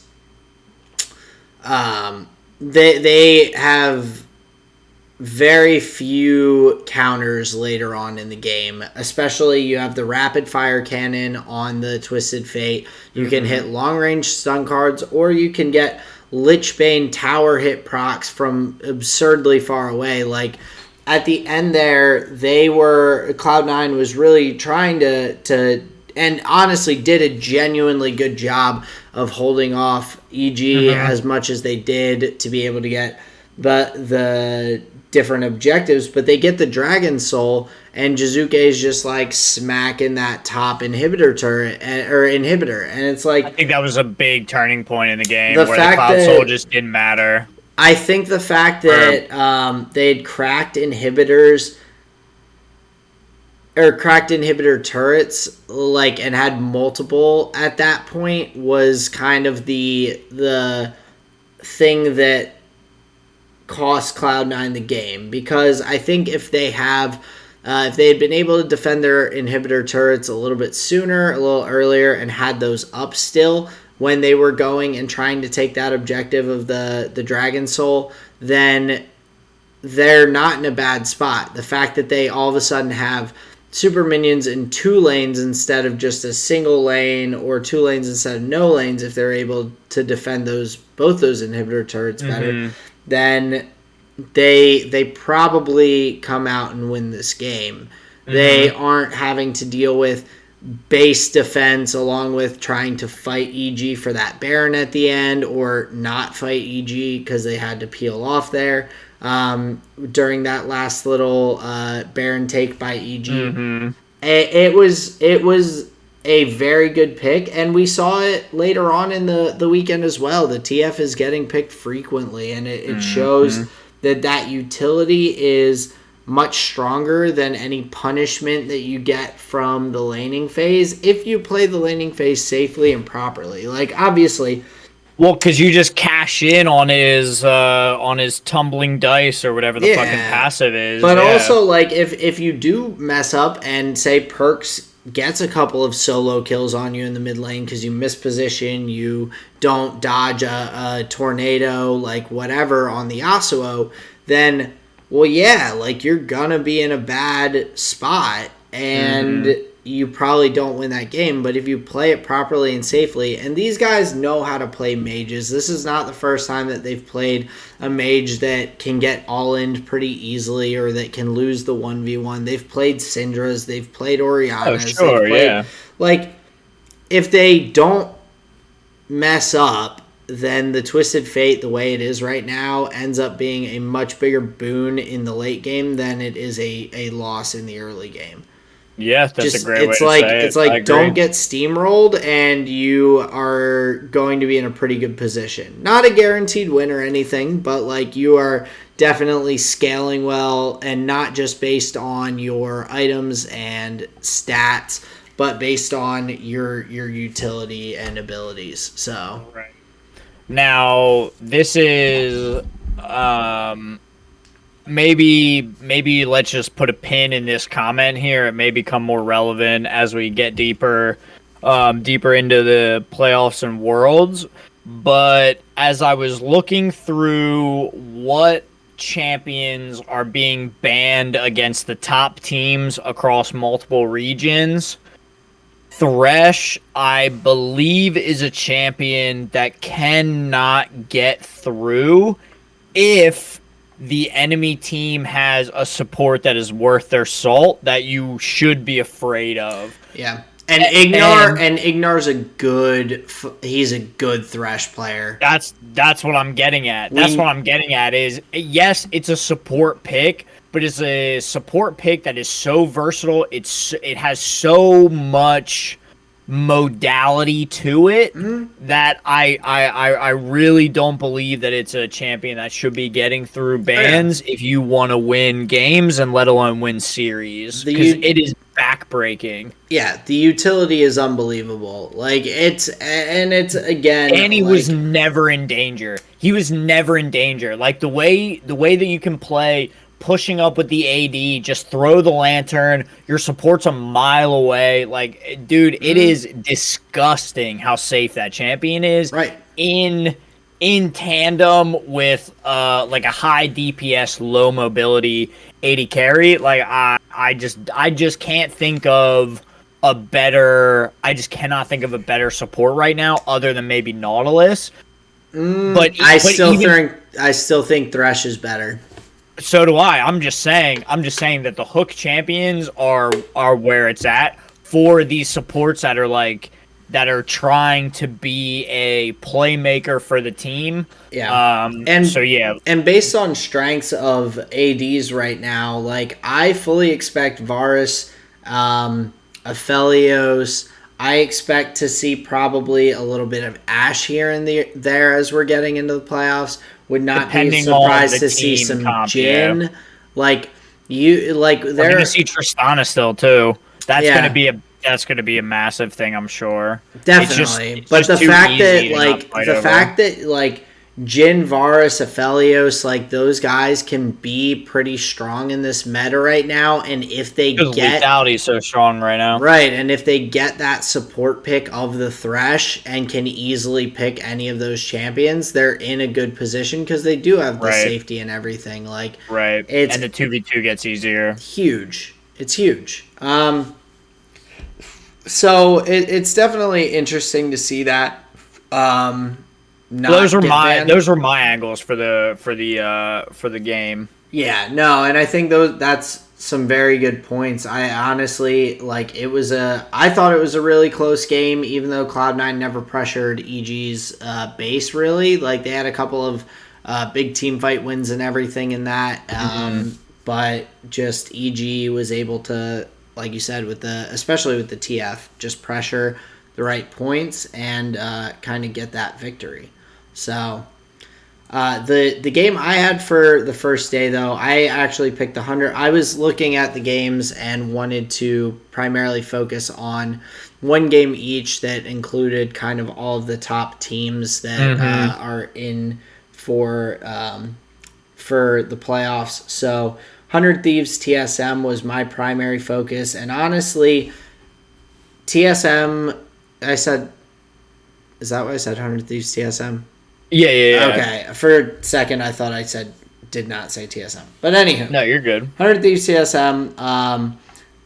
TSM just kind of controlled it from the beginning, and so I was a little surprised by that. I think part of it was the mid lane pick. I think that was the biggest issue in this draft from 100 Thieves, who have been, I think, phenomenal at drafting and very, very good at playing out their team comps.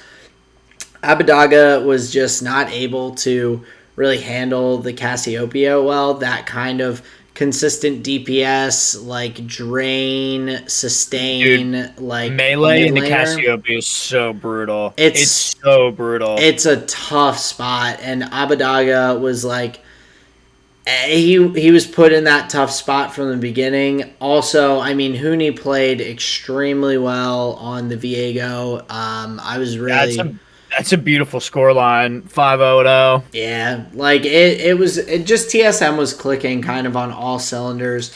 They didn't give any opportunity for 100 Thieves to get back into the game once they had the lead, and they just kind of pushed it through. And so there's not really, I guess, a ton to say outside of that, but Okay. I was a little surprised to see 100 Thieves get beat pretty cleanly. I don't think it wasn't like stompy. It wasn't like they played bad, but it was just like TSM got the lead and ran with it, and they couldn't. Hmm. And 100 Thieves really couldn't just make any comeback. TSM didn't leave any doors open to that. Right. So Very pretty, SKT, very Samsung, right? yeah, That's nice. I mean that's the hallmark of a great team. That's what you want to see. You want Mm, to see them eke an early game advantage and take it all the way push it. home. Yeah, and Yep. so honestly, like I think TSM and 100 Thieves being the top two in LCS going into playoffs, I'm pretty happy just as a North American fan for those two teams to potentially be going to Worlds because I've been impressed with them both in recent days, which I think is, in my opinion, the most important part leading into Worlds is seeing how teams are doing here at the end of Is the your like split. right before playoff form? Yeah, like people Yeah. might say, "Oh, recency bias, this recent," but like, I mean, but that's your form going into the right, moments that matter. like that's the trajectory that you're on. So like, Yeah. yeah, like I'm not saying like any other team shit because TSM and 100 Thieves have been playing well or anything, but like, yeah, they're in good form right now. I think both of Hmm. them are, and that is exciting as a North American team because that consistency, or a North American fan, because I think the consistency is something that we need going into Worlds. I think we've had a Hmm. number of years where we only have a singular team that looks solid and the rest of the teams are kind of sporadically good, and sporadically good is not good enough when it comes to the international stage. So No, I would definitely agree. There's something about this year's NA teams that feels like it's not the year. Like I really don't have high hopes for making a deep berth into Worlds. That's just the sense that I'm getting. But I we'll see. I kind of have a tempered optimism. Like I don't Mm, think that any of our teams are necessarily just killers, like a squad of guys that are out there just ready to like fuck shit up like we've seen with other regions. But I hmm. think that there is definitely potential in the teams to um, perform across the board. So I don't. So it's weird. I don't think that any North American team this year necessarily has the ability to win worlds. But I think that any of the three teams that do make it from North America could all make it out of groups.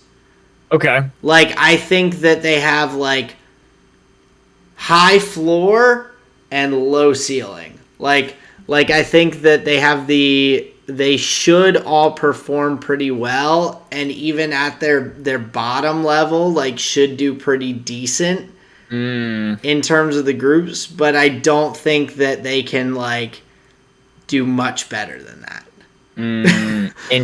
Like interesting. I think Okay. I think decent internationally is like a good expectation on the low or high end of it. Like no one's gonna come out and shock and all of a sudden be like making semis of worlds. I don't think. We'll see. Right. Right. But like wouldn't be surprised to see a couple teams from NA make it out of groups.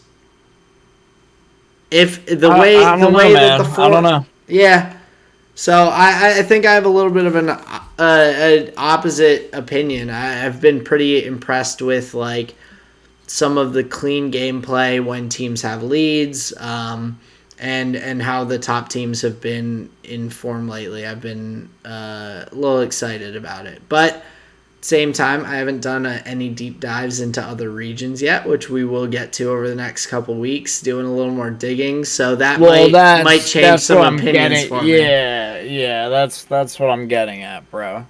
So When you see Fun Plus Phoenix and fucking Red Force and yeah, oh man, I just don't have high hopes, man. We are guppies going into shark infested water, bro. hey man, I you can be the pessimist for North America, and I can be the optimist. We can balance it out, and We can change our podcast name to Good Cop Bad Cop. yeah, exactly. Although just I'm like No, no, no. It's fine. We would probably steal that. It's fine. I'm shooting for the tall of it for NA teams. You're And looking at the short of it. Short of it. Yeah. Hell yeah, that's so good. So, but yeah, so that was what I was thinking for my day one game. It was nice seeing the clean play from TSM, kind of taking that lead and going. But for day two, we both had the same game of the Team Liquid EG game. So I guess what were some things that kind of stuck out to you from that? Well, I wanted to... So, going into this weekend, the matches between Team Liquid, Evil Geniuses, and Cloud9 were the most important for the top of the table, just, like, for playoff implications and, like, what their seed is and all that. So, this was, like, the Team Liquid and Evil Geniuses games are the ones I wanted to focus on because it was going to have the most implications for playoff seeds. Now, going into Liquid versus Evil Geniuses, Liquid needed to... This was a must-win for Liquid for their destiny to still be in their hands. If they lost this game, it would have been Cloud9 eking an advantage in the standings and it being up to like some other, I think like tiebreakers or something like that. Yeah. So this was actually a must-win game for Team Liquid. The same as our day 3 game, Cloud9 versus Team Liquid. The same, that was a must-win for Cloud9 for them to get out ahead. So that was kind of like the view that I was watching this from. I was watching this more of like a Liquid fan perspective. Now, I think the pick and ban was really solid. I like Alfari on the Camille. I think it's a solid pick where Gwen is being super focused. And there's all this confusion about what's supposed to be strong in the top lane. You have some teams like counter picking with Malphite and shit because like Yasuo is like a mid lane pick. It all feels like super fringe and like what are we supposed to do in the top lane? But here is our light Alfari in the top lane. They say, oh, we know this. This was Worlds last year. You just play Camille into Gnar. Like it just feels like they didn't they didn't miss any beats. Like they know how to play the top lane. So I think despite whatever the commentators are saying, I think Alfari is still a shining light for Team Liquid and can handle that top lane where it's drawing so much jungle focus. Not just Team Liquid is, but the meta itself. It's so top lane focused, and I think having Alfari on a pick like Camille is super strong.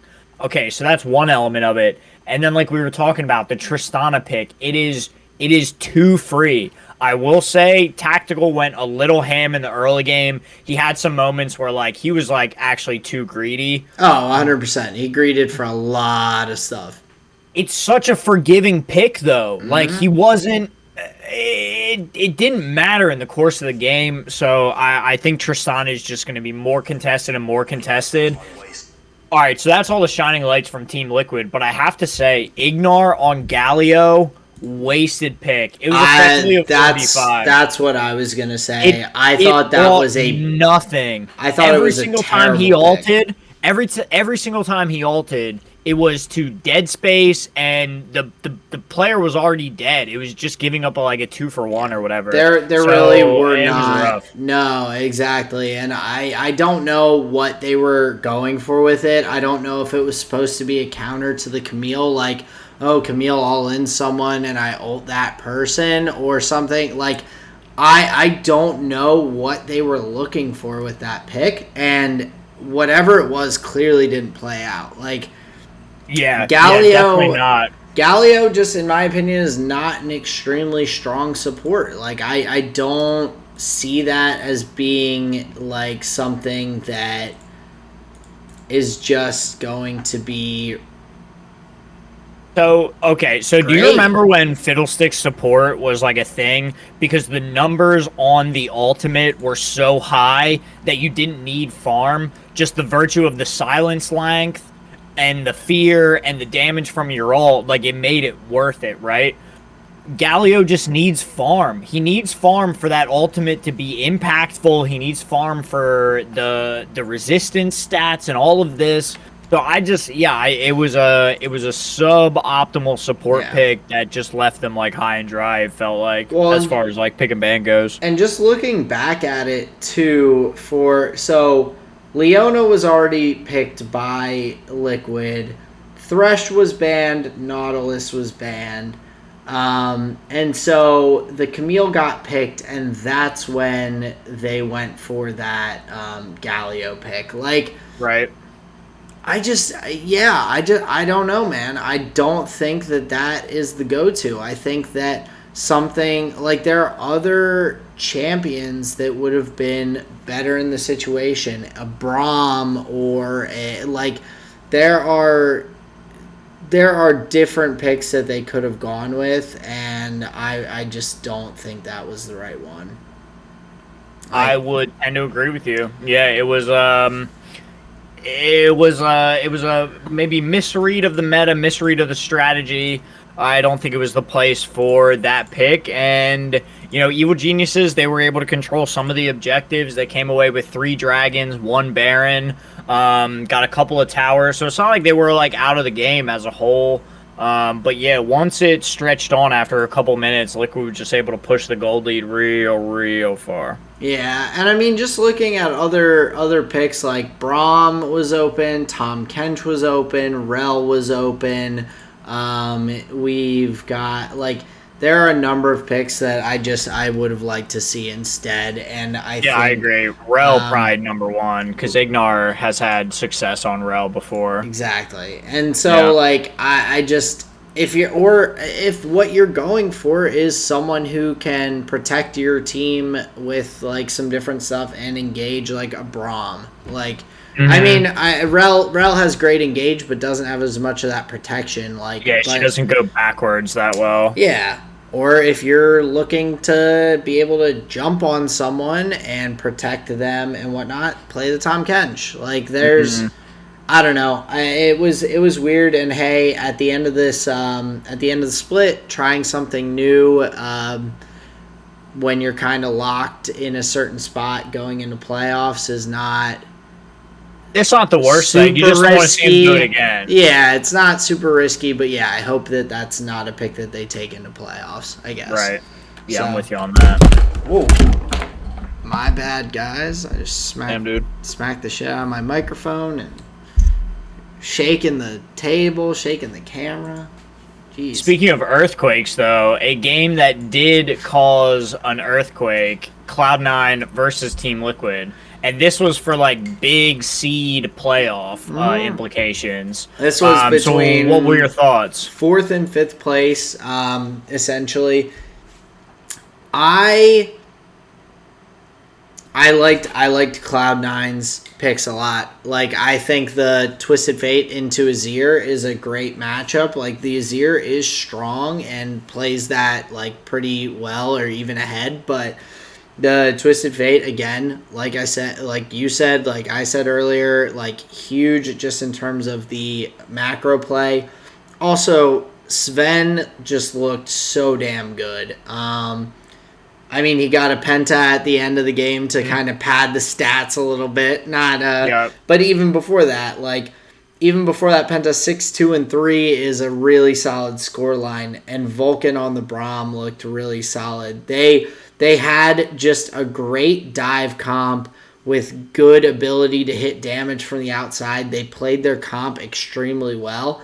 And I think that this is kind of a game in a sense that I hate to say it, but it was kind of over at the pick and ban in a sense. I mean that in the way that every game, if there are misplays and whatnot, can go either way. But Cloud9 on average though, it's Cloud9 about 60-40, isn't easily it? Cloud9 easily had the advantage coming out of pick and ban. I don't like the Ezreal pick from Tactical. The Jace and Azir are fine, but it was just an extremely poke heavy comp from Liquid, to the point that Cloud9 had so much engage. Like, if you do get engaged on with just the amount that your comp is just intended to poke at them, wear people down, and then fight, if you get engaged on before you get a chance to do that, like, you lose fights, and that's what happened. Yeah, and Leona doesn't peel that well. Well, So yeah, especially she's if you're not going using, backwards ever. yeah, if you're popping ult early as Leona to try Yeah. and like win a team fight, you have no way to get out afterwards. Like, you are as Leona pretty much an all in. Like, I gotta go in and at the very least sacrifice myself for the squad to get out. At the very least. So Yeah, no, I definitely agree. So, all right. So the Ezreal pick is a bit meh. The one thing I would like to counter on, though, is that it's over in the pick and ban. The reason I say okay. that, now Cloud9 may have had an advantage coming out of the pick and ban, but I would argue that Alfari, Santorin, and Jensen played the top lane matchup like pre 20 minutes really well. Team Liquid played the top side of the board very well. Jensen was roaming so much. He was in the mid lane. He was able to, I think he walked top lane to like counter a kill, and then like 2 minutes later, TP bottom lane to help in an engage. So Jensen was like roaming all over. He was doing so much. So I think that yes, Cloud9 had strong advantages, but Team Liquid was playing top side of the board really well. The one fucking like monkey wrench in the plan was Blabber. Like Xin Zhao is not supposed to solo Azir twice. Yeah, no. That can't happen. Right. Right. And it was like at these weird key moments where like okay, all right, so now they can't get the dragon. Oh wait, but that was no, okay, so now they can't push the top lane turret. It was like these moments where they had advantage, but because Jensen loses that 1v1, they can't like push for the objective advantage then too. So it was really, really weird, and like oddly enough, those were both of Blabber's kills was like on Jensen, which is hilarious. Yeah. I think my big thing is like the Ezreal pick just could have been so much better. And I think Yeah, it that's could have been where anything else, I think. well, and I think that changing that pick makes this a much more competitive game because yeah, Jensen did roam a lot. He did, like I said, Azir wins that Azir TF early matchup, and he does. He pushes that out, and he can roam. He can take advantage of those opportunities. For the TF can. Yeah, absolutely. Yeah. Much earlier on. But like then, if you have, say, instead of Ezreal, if you have, say, a Tristana instead, you still have the safety that you gain with Ezreal. Like, yeah, you don't have the individual poke, but like you have consistent DPS. And once you get the rapid fire cannon, once you get some attack speed and everything going on the Tristana, you're able to put out damage from longer range consistently as opposed to trying to poke and then shift around and keep throwing out Qs and dodging people. Like, the Tristana can just start autoing again and again and again and then jump away if someone goes after him. Ezreal, you're like auto Q, like way better wave clear. Like, I think that the Ezreal pick was a really poor decision, and that was picked in the first pick phase where you only had like you had Callista and Varus banned at that point. So so like they were putting Prio on it. Like, you have other 80 carries. Like, you weren't forced on the Ezreal pick. And I think that is a big part of where they kind of blundered. The Jace pick was the other one that I'm like iffy on. I don't think it's a bad pick by any means, but I don't think that, especially into the Camille, I think it does counter that decently, at least in terms of not getting soloed out in the top lane. But just there are things that are better in terms of longer term scaling or late game scaling than the Jace, because the Jace can so easily just not get ahead and just kind of stagnate. So I think that there were some definite flaws in Team Liquid's gameplay, but I also just think that Cloud9 played out their comp extremely well. Very divey, ability to hit from the outside with the Aphelios and the Twisted Fate, and they just executed extremely well. Well, and can we talk about Cloud9's team fighting? I honestly think they're the best team fighters right now. They are, and that's like a thing that I think they are just phenomenally good at, in a sense, because they are willing to do it. And I think that's part of why they have lost a number of the games that they have this season. Like, I don't think that they deserve to be in first place, because they haven't won the games. They haven't been able to close out stuff. But the fact that there were team fights that were like 50-50s, right? Right, but the fact that they have fought, that they are just willing to take those fights and everything so frequently, they have much more experience than a lot of the teams do, because they're, like I said in past episodes, watching TSM and Liquid, especially when they play each other, it oftentimes looks so methodical, so clean, low kills, like not a lot of stuff that's going on. It's like objective control, occasional fight, maybe a pick here and there. It's like textbook. Yeah, it's much cleaner, much like trying to play more textbook League of Legends. Cloud9's like, yeah, we'll fucking brawl. Like, well, who wants to fight? Skill expression, right? That's like, because Cloud9 moves different, like when they're in the river and like moving around the Baron. Like, dude, there's the fight around, I believe it was like Rift Herald, where Perks was like coming from Pixel Brush. He had 2 or 3 of his team members like above Pixel Brush in the direction of Baron, and he had a gold card locked, walked right by like 2 enemy members to the guys that were like up the river further, and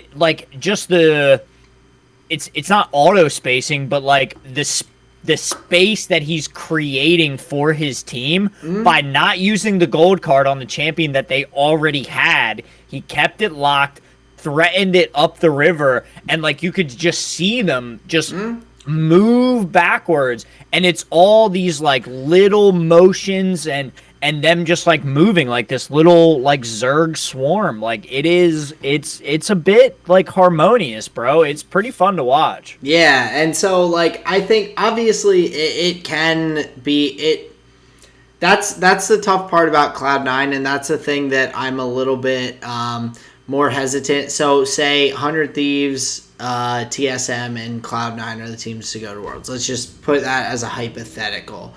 Wait, you don't think Evil Geniuses are going to Worlds? I'm just putting out a hypothetical based on, and this is purely based on play style. So don't put words in my mouth. I'm with you. No, but TSM and 100 Thieves, I would say, are more likely to do better at Worlds. But Cloud9 has the ability to be the anomaly, because that is they have the ability, like when Cloud9's on, they are on, and they have the ability to perform extremely well. And so they're kind of that anomaly where I don't feel necessarily that they are that high floor, low ceiling. I think they're more like low floor, like if they really get like really high ceiling. Much higher ceiling in general, just based on the talent of the players, especially international experience, consistency out of their kind of supporting players or newer players. Like Fudge has looked extremely good as someone who is a newer member of the team. Perks is obviously a newer member too, but like his international experience and leadership kind of come and speak to their own.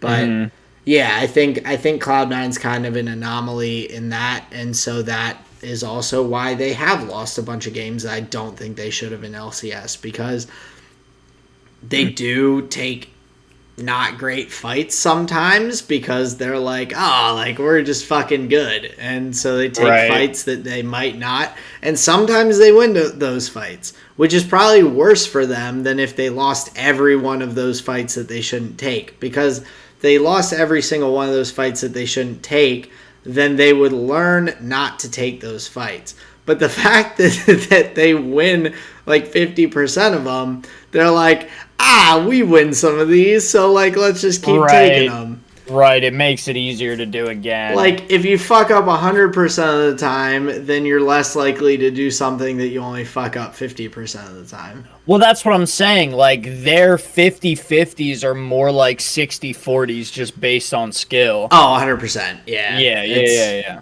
Yeah. So it's fun to watch, but like Cloud9's a good team.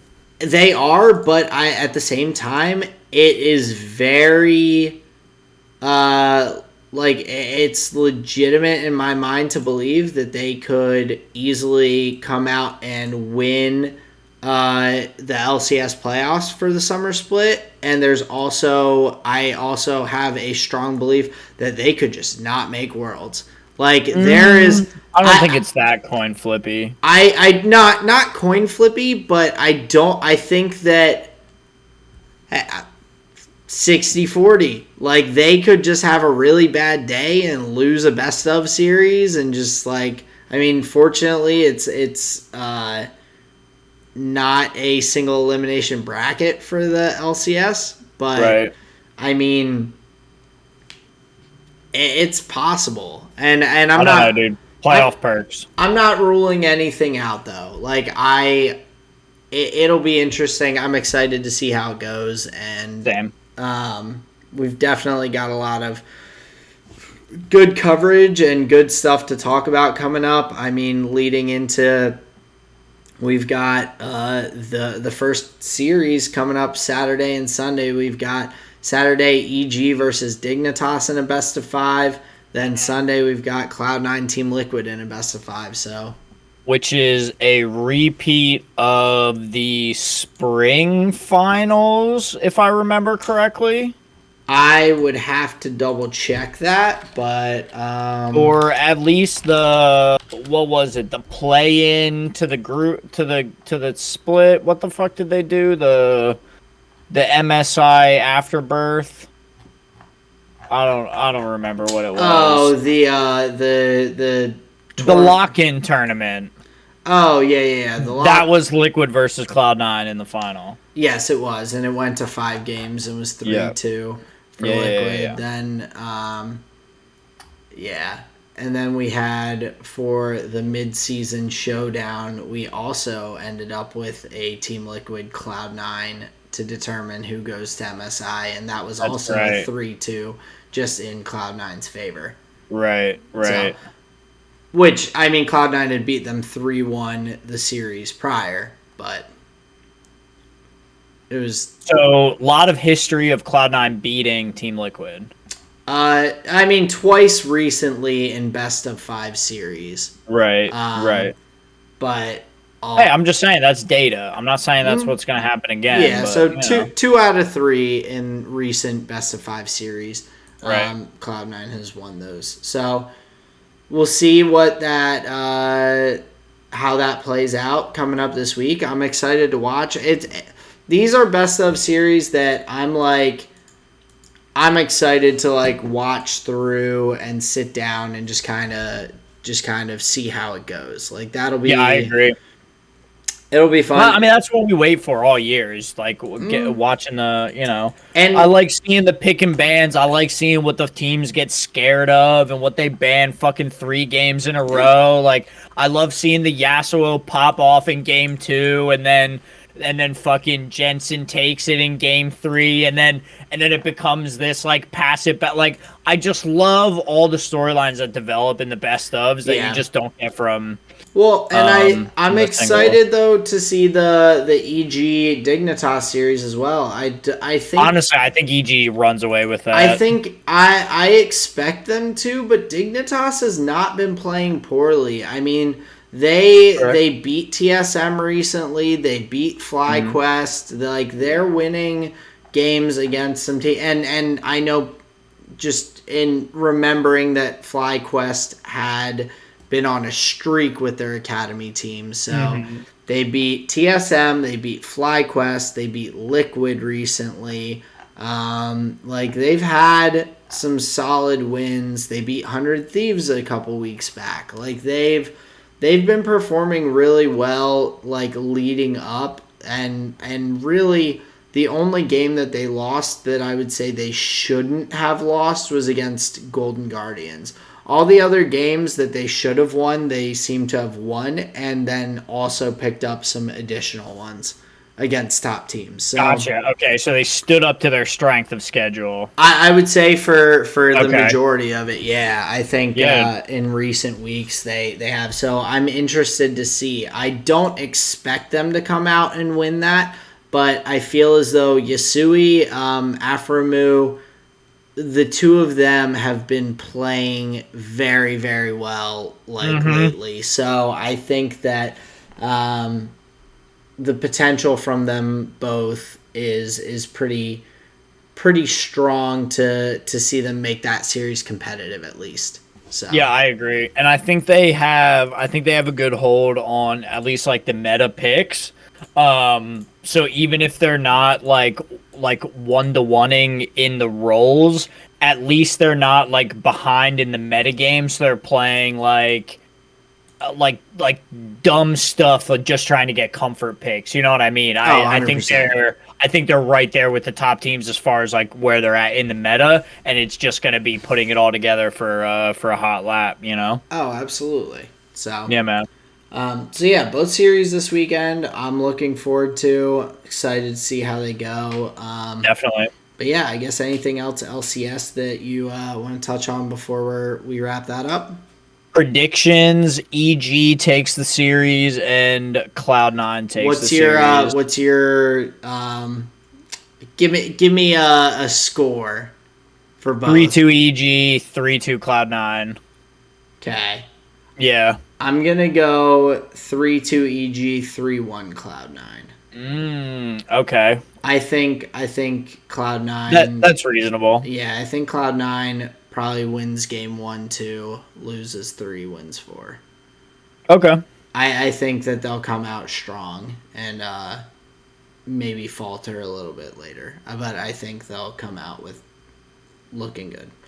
I'd be very impressed if we see any 3-0s just in this playoff run. I think that's the precedent that I want to set, like moving forward for other conversations. Only But way I I'm think gonna be we surprised if we see a The 3-0. only way I think we see a 3-0 is if a team, so say Dignitas wins this first series against EG Right. and goes against like 100T.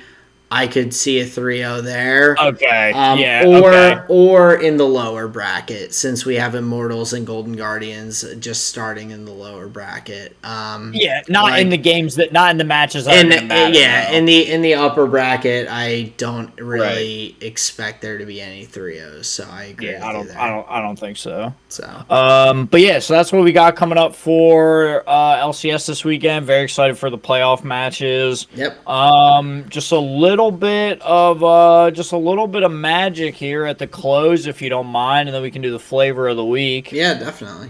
Couple things. Wait, did I talk about this last time? The Patreon night on the Discord. I you did a little bit. I think so because you it was for the Discord that you were playing with in the Magic tournament, or not tournament, but in the Magic Discord where you got to play some of the games with other people, and you Oh, were I was like, looking forward to it. well, I remember you saying that you I think you may have played some because you were talking about how going into it, you were like kind of just excited to be playing games with like some people on the server, but That was some the of the first people time. were, oh, so this is another time that you got on there and Yes. played. Okay, Yes. so this is new. I'm remembering the first time. No, that's all right. But yeah, we were okay. So every month they're doing a night where they get on with the people who subscribe to their Patreon and Nice. support their channel. And so I was able to get in 3 games that night, and I went 1 and 2. So I was Okay. able to win the first game that I played, which I was very impressed with. Nice. I played Burgie in all 3 games. Oh, So that's nice. that's a deck that it went off like on, I think it was turn 5, the game that it won, Yeah. and like crept up on everybody. They weren't expecting it. So I was very pleased to get a win, because I think at those tables, I think you'll be remembered more if you've won a game. Mm. So I was very happy for that. And then the other 2 games, I had to mulligan to 5 cards for my opening hand. So that's like really tough. Ooh, that's yeah. On top of that, like we don't even play that in like our meta that we play with like Ian and Brett and Jason, right? We just say get like a good 7 that you can play with. We scry one, you can bottom it, you can leave it on top. Like we want everyone to have like a good hand. But on these like competitive tables, like it's mulligan rules. You get a free second 7, and then you start going to 6 and 5 and 4 and whatever. Ugh. So I mulled the 5 2 times in a row, and that just it was lights out. In the one game, I was working with like 1 land the whole time, and I had things to do just based on the average mana cost of my deck. But Like you it just is didn't pretty have the low. mana to use. I didn't have the mana to use. I never hit another land in that fucking game. So Oh, that was like, but what was so crazy was like I removed a couple things. I like put a piece or 2 down. So like I seemed in the game, right? But you it had wasn't no happening for me. shot just Yeah, based no on. shot. Oh, that's brutal. The Like, third game was just a runaway from one of the other players. Like his deck just like hit the nuts, and he just like comboed off, and it was like, hey man, fucking good game. That was sick. But yeah, I had one like really just like, oh, that was rough. yeah. Um, but great games, great guys. I really enjoyed it. That's So awesome that yeah, you're just able like, to get in there and play with some like some different groups, get more games in because I know you've been looking forward to dude, like just playing yes, more in general, and so getting yes. whether it's games with like your normal core group or whether you're playing with this Discord and everything, that's pretty dope. Yeah, I was very much looking forward to it, and then happy when it came up. Great bunch of guys. So if you're in the market for Commander gameplay, Mental Misplay, check them out on YouTube. I cannot speak highly enough about them. So that was games with them. That was really fun, and that was more like high-powered cEDH kind of stuff. So that was sweet. And Nice. then on Monday, Sarah jumped in a pod with me, Ian, and Brett because Jason was at work. So Sarah jumped in a pod. We were playing some games, and I put together a new deck recently with Jorn, the God of Winter. Hmm. So he's 2 and a green for a legendary creature god. He's a 3/3, and he says whenever Jorn attacks, untap all snow permanents you control. So all of your lands, all of your islands, swamps, and forests, they're all snow covered, right? It's like a specific type of basic land. So the idea is like you tap all your stuff, play something, attack with him, and then get to untap them and like have a second turn. It's Nice. like a pretty powerful effect in Magic, Yeah, but you get to play with all these like really flavorful like snow covered cards from like Kaldheim and Ice Age and this and that. that's cool. And so that deck was just a blast to play. I didn't win any of the games that night, but those decks, I don't really build them to win. in the sense that I have like infinite combos and free counter spells, and I have like degenerate things in other decks. I like to have like multiple tiers that I can play at. So that's just like snow fun stuff. Yeah. So that was really sweet. That's awesome. And that's Yeah. like, it sounds like a deck that like it could win, but it's just not likely.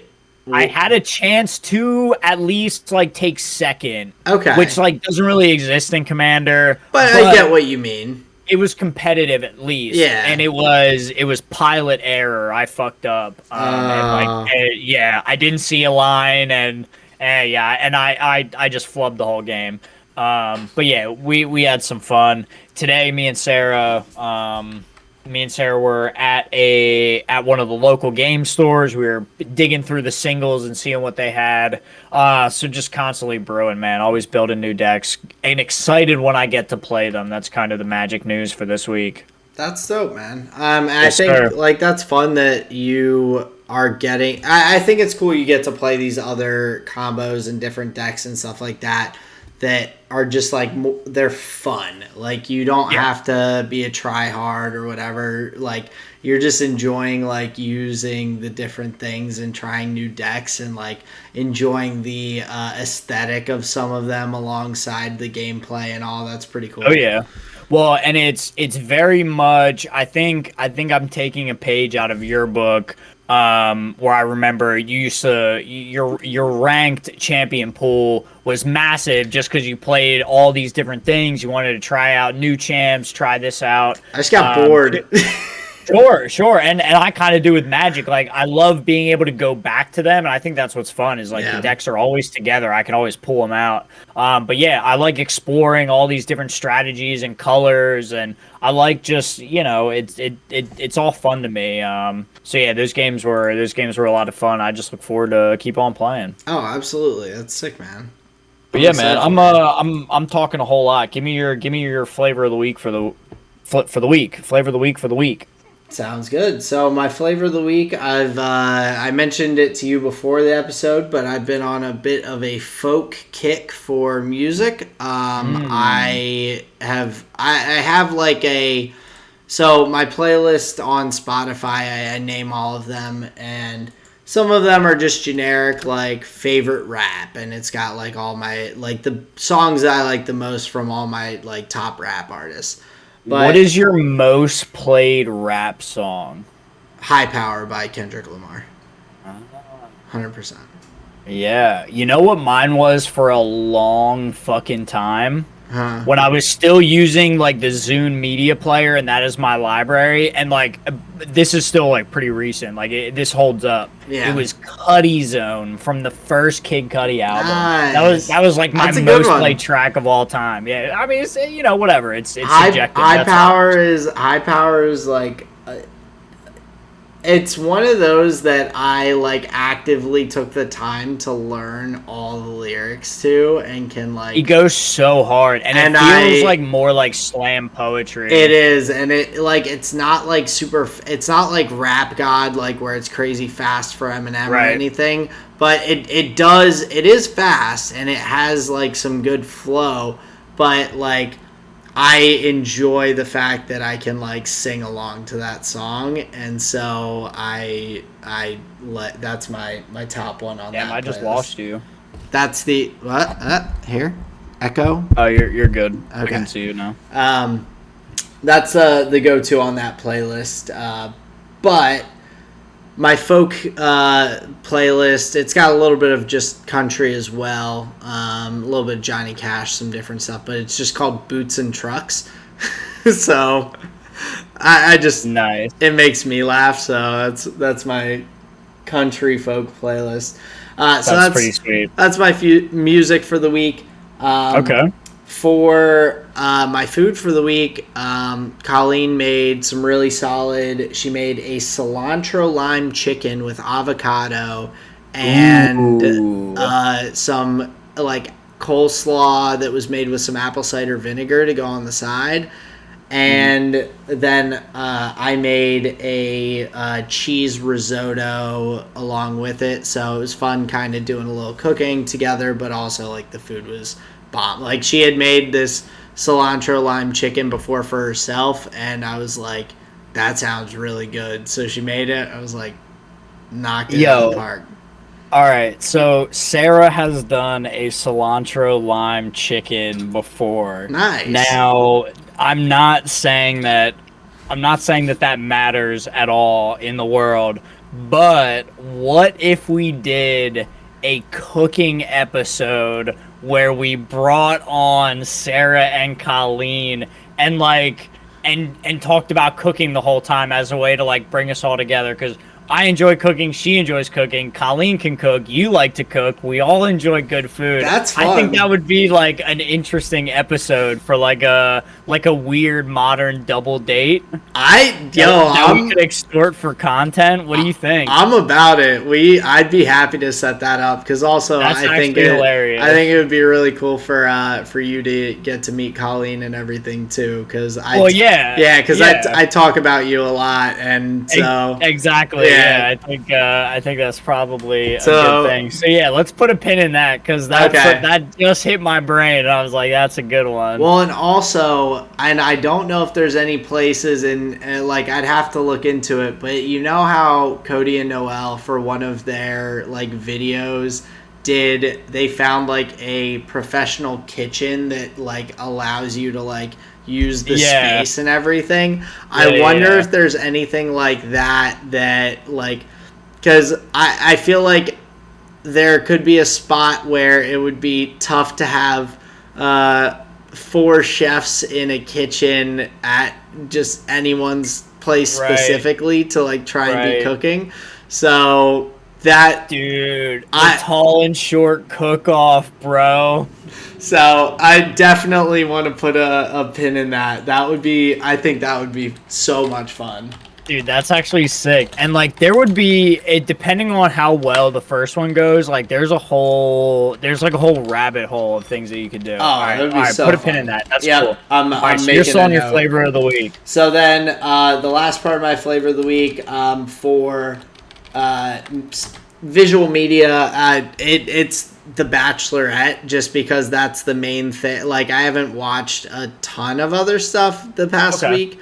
But the last episode was just sheer drama, entertainment. There was men crying, there was the girl crying, there was a whole like 10 to 15 minute scene of the girl crying in the bathroom in her hotel room. And so it was just like the wooden door, but she's still mic'd up. And like, there's people like talking to her through the door and everything. And I was just like, oh, it's getting spicy. Rough, man. That's rough. Like, I can't imagine your worst moments being on air for like hundreds of thousands of people to see. Rough. It was rough. And it was, in my opinion, mostly for a misunderstanding or not communicating properly. It was not a like, there was a way easily that does not happen. Easily, in my opinion. So, yeah. So that was spoiler for all of our. That was my trash TV, but very entertaining TV that I was watching this week. Hey, I respect it, man. That's what's up. Yeah. I mean, hey, somebody's got to watch it, you know. Yeah. Or else it's not going to be on TV anymore. Yeah, I can't leave it up to the middle-aged Midwestern housewives. Oh, hey, bro, don't you worry. If it's not you watch, it's my sister. She loves that kind of shit. And we all know how good of a person she is. So anyway. So all right. So I'll start with my visual medium because this is a wreck. This is a wreck for you if you saw the first one. A Quiet Place 2. So I have not watched the first one, and it's on my notes here because early on when we started doing this, you talked about Idiocracy, Mr. and Mrs. Smith, both of which I have seen but not in a long time, and A Quiet Place. And so I have those 3 sitting on my notes here, and I have me and Colleen talked about watching Quiet Place recently. Didn't do it. I need to watch it. So, Dude, if you can, hit 1 and 2, like, literally back to back. okay. Okay, so my usual my usual concerns with like movie, TV, anything that's written by a human usually, my main critiques were all like put to bed by this movie, and it did a bunch of things like really well. So Gotcha. overall, like, so what are your expectations going into a sequel? Like, oh, it's going to be like probably kind of corny, not as good as the first one. Do they like ruin the first one? Blah blah blah. Is it going to be the same as the first one? Right. Like, is it? Yeah. Okay. So A, not the same. B, there are like world building elements that enhance moments from the first one. It's set like in this small little universe. It doesn't try and get too big for itself. If anything, it's not long enough. Me and Sarah were like, we wish there was more to it. It's only an hour and a half. So could be a It- third one that. I don't know if they left it open, but like. It seems pretty. It seems pretty tight to me. Okay, but there could have been a little bit more for that story. Gotcha. Itself. Okay, that makes sense. But like it is so well done. I really enjoyed it for something that I had really high hopes for. I waited like a whole pandem to see it, so like there was a little bit of like build up, expectation, blah blah blah blah blah, and it delivered on every angle. There was like creepiness abundant. And see, like, are there? I don't want to spoil. Are there jump scares? not really. Okay, jump then I'll watch scares, it. Yeah, but it's like I like creepy, thriller, suspenseful, like tension, like that stuff. I just don't like the cheap, like. It's not cheap. They're walking it down a doesn't- hallway it's not cheap at and there's all. ominous music, like something's gonna pop out. You just don't know. Oh, it happened. Like, I don't like that. Speaking of music, I think that is like one of like focus on the sound design. There's an element to one of their daughters that they knock out of the park. It is phenomenally done. It has nothing to do with music. It has nothing to do with score. But they hone in on this like attention to detail with the sound design that makes it like it makes the whole experience. It ties in world building elements. It's just really well thought out and done. So it's shout out to John Krasinski and his team, because for a young director, I mean, you know, he's been in the industry, whatever, but for a young director, this being like his project, he knocked it out of the park, and it was a sequel that I'm happy to go back to again, to the degree that it made me and Sarah like, oh, we want to watch 1 and 2 like right next to each other now, because it was like, whoa, it added a lot to the story. It was sweet. That's awesome. I just shot off a message to Colleen real quick to say we have a list of like movies and shows that we want to check out, and like add A Quiet Place and A Quiet Place to the list. Dude, it's so good. It's so good. So that's my flavor of the week for visual medium. We just watched that. Nice. My awesome. food for the week, we hit up another Mexican restaurant up on Penn Ave when I was shopping for Magic cards. Nice. It's called La Abuela. So we grabbed some nachos, some enchiladas. We grabbed they were like these little like gordita sandwich things. So overall, shout out La Abuela. They knocked it out of the park. Really, it was a great experience. So that was sweet. And then for music, I'm not listening to anything new, but I've been forced to go back and listen to everything old. What does that mean? Forced. Okay. So I found in my travels from PC to external hard drive to cabinet to locker in my mom's bedroom, I've ended up with like 3 or 4 different versions of like a 60 to 70 gigabyte collection of music, right? Across like multiple different hard drives and like in different spots. So I've Christ, set dude. on, I know, I fucked up multiple points along the way in my life. It's a lot of gigabytes of Dude, no, music. I know, it's terrible.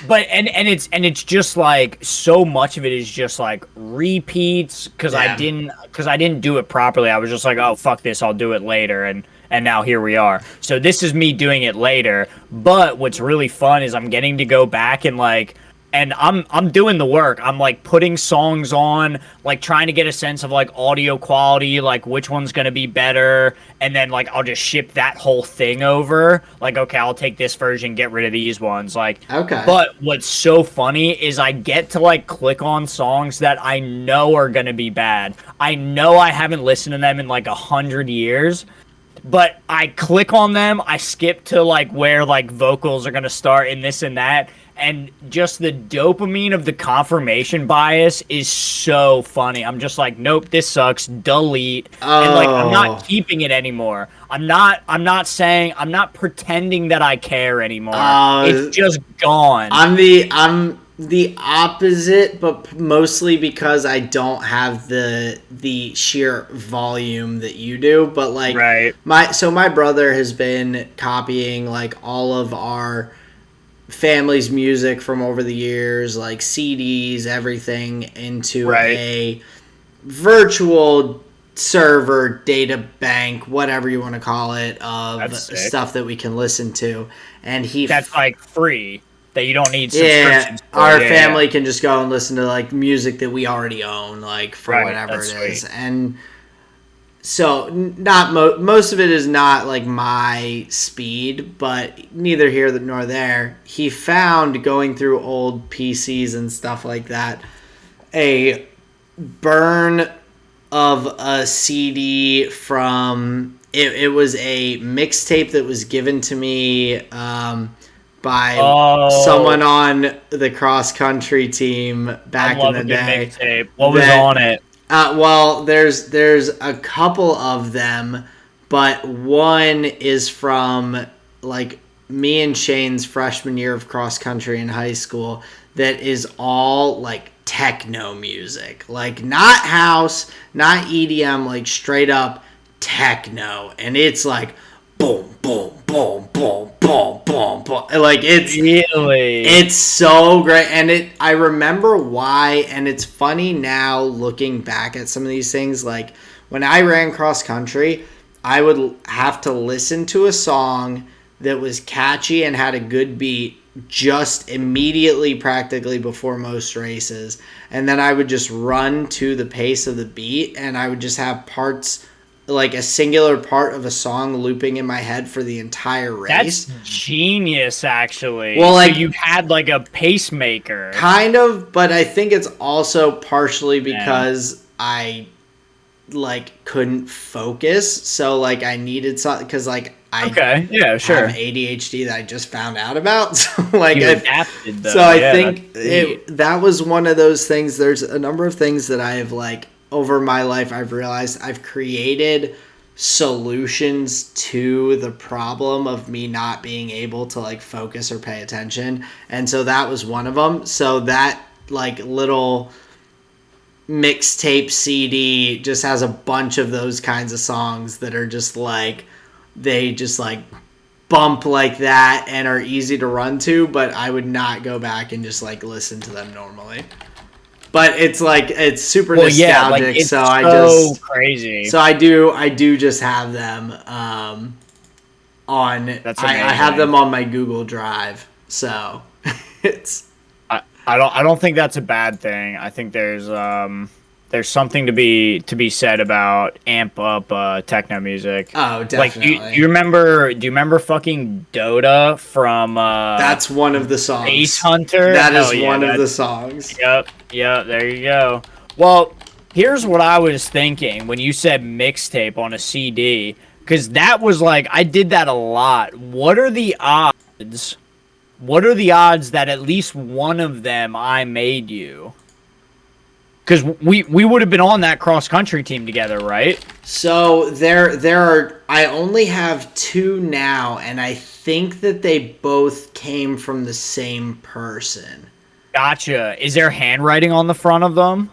So I don't know because like the CDs may be no more, but Oh, they would have been ripped by your they brother. were ripped onto old Gotcha. Okay. computers. So Yep. the actual CDs may still be out there, but I think I Right. know who they both were from. Okay, I that's fine. The think. only reason I ask is because like if you go and talk to like Alyssa Janella, for example, she'll tell you, she'll be like, yeah, I have probably like 25 CDs that Justin made me. So like Nice. it wouldn't be it wasn't Yeah, it wouldn't uncommon be for me to unheard hand of them that. out. Yeah. Yeah. That's interesting. Wow. Okay. Wow. Very cool. But yeah, so I'm just getting like dosed with nostalgia, but most of it I'm just like, yeah, fuck you. This Gone. song Yeah. sucks. Yeah, yeah. But so Nice. it's nice. Like I'm consolidating. I'm making like one solid thing. I'm deleting everything as I go. I know where everything is, so I can go back to it. And I'm very close to being done the bees. I'm going in alphabetical order, so hopefully like tomorrow or in the next couple days, I'll have started the C's and continue plugging. But yeah, that's my music flavor of the week because once I Interesting. have. Because remember, I said to you, I was like, I think part of my anger is I need to get back into listening to music because that was so part of my thing. So now you're This getting is getting this is into it. I'm getting in the weeds. This is all part of the catharsis, man. Nice. Yeah. So we're doing the thing. But yeah, that's my flavor of the week. This pod is running way too long. We've been recording for days now. I don't remember the last time I've had a drink. I've been out for a bit. So, in that case, thank you, everyone. You can find us on anchor.fm or anywhere you find your podcasts. We are the Tall and Short of It podcast. You can find us on Twitter at Tall and Short of One. You can check out our qualifying companion from this past week prior to the race. We're mixing things up a little bit, trying to do a little more content here and there. So keep an eye out on the YouTube channel for those things. Justin, say all the other things and we'll be good to go. I just wanted to say thank you for listening, everybody. If you've gotten this far, we very much appreciate it. Anybody who's been on board, thank you so much for listening. Me and Aaron definitely have enjoyed the ride. So hit the likes, hit the subscribe button. Let us know what you think. This has been another Tall and Short of It production. We'll see you all guys next week. Peace out. Later.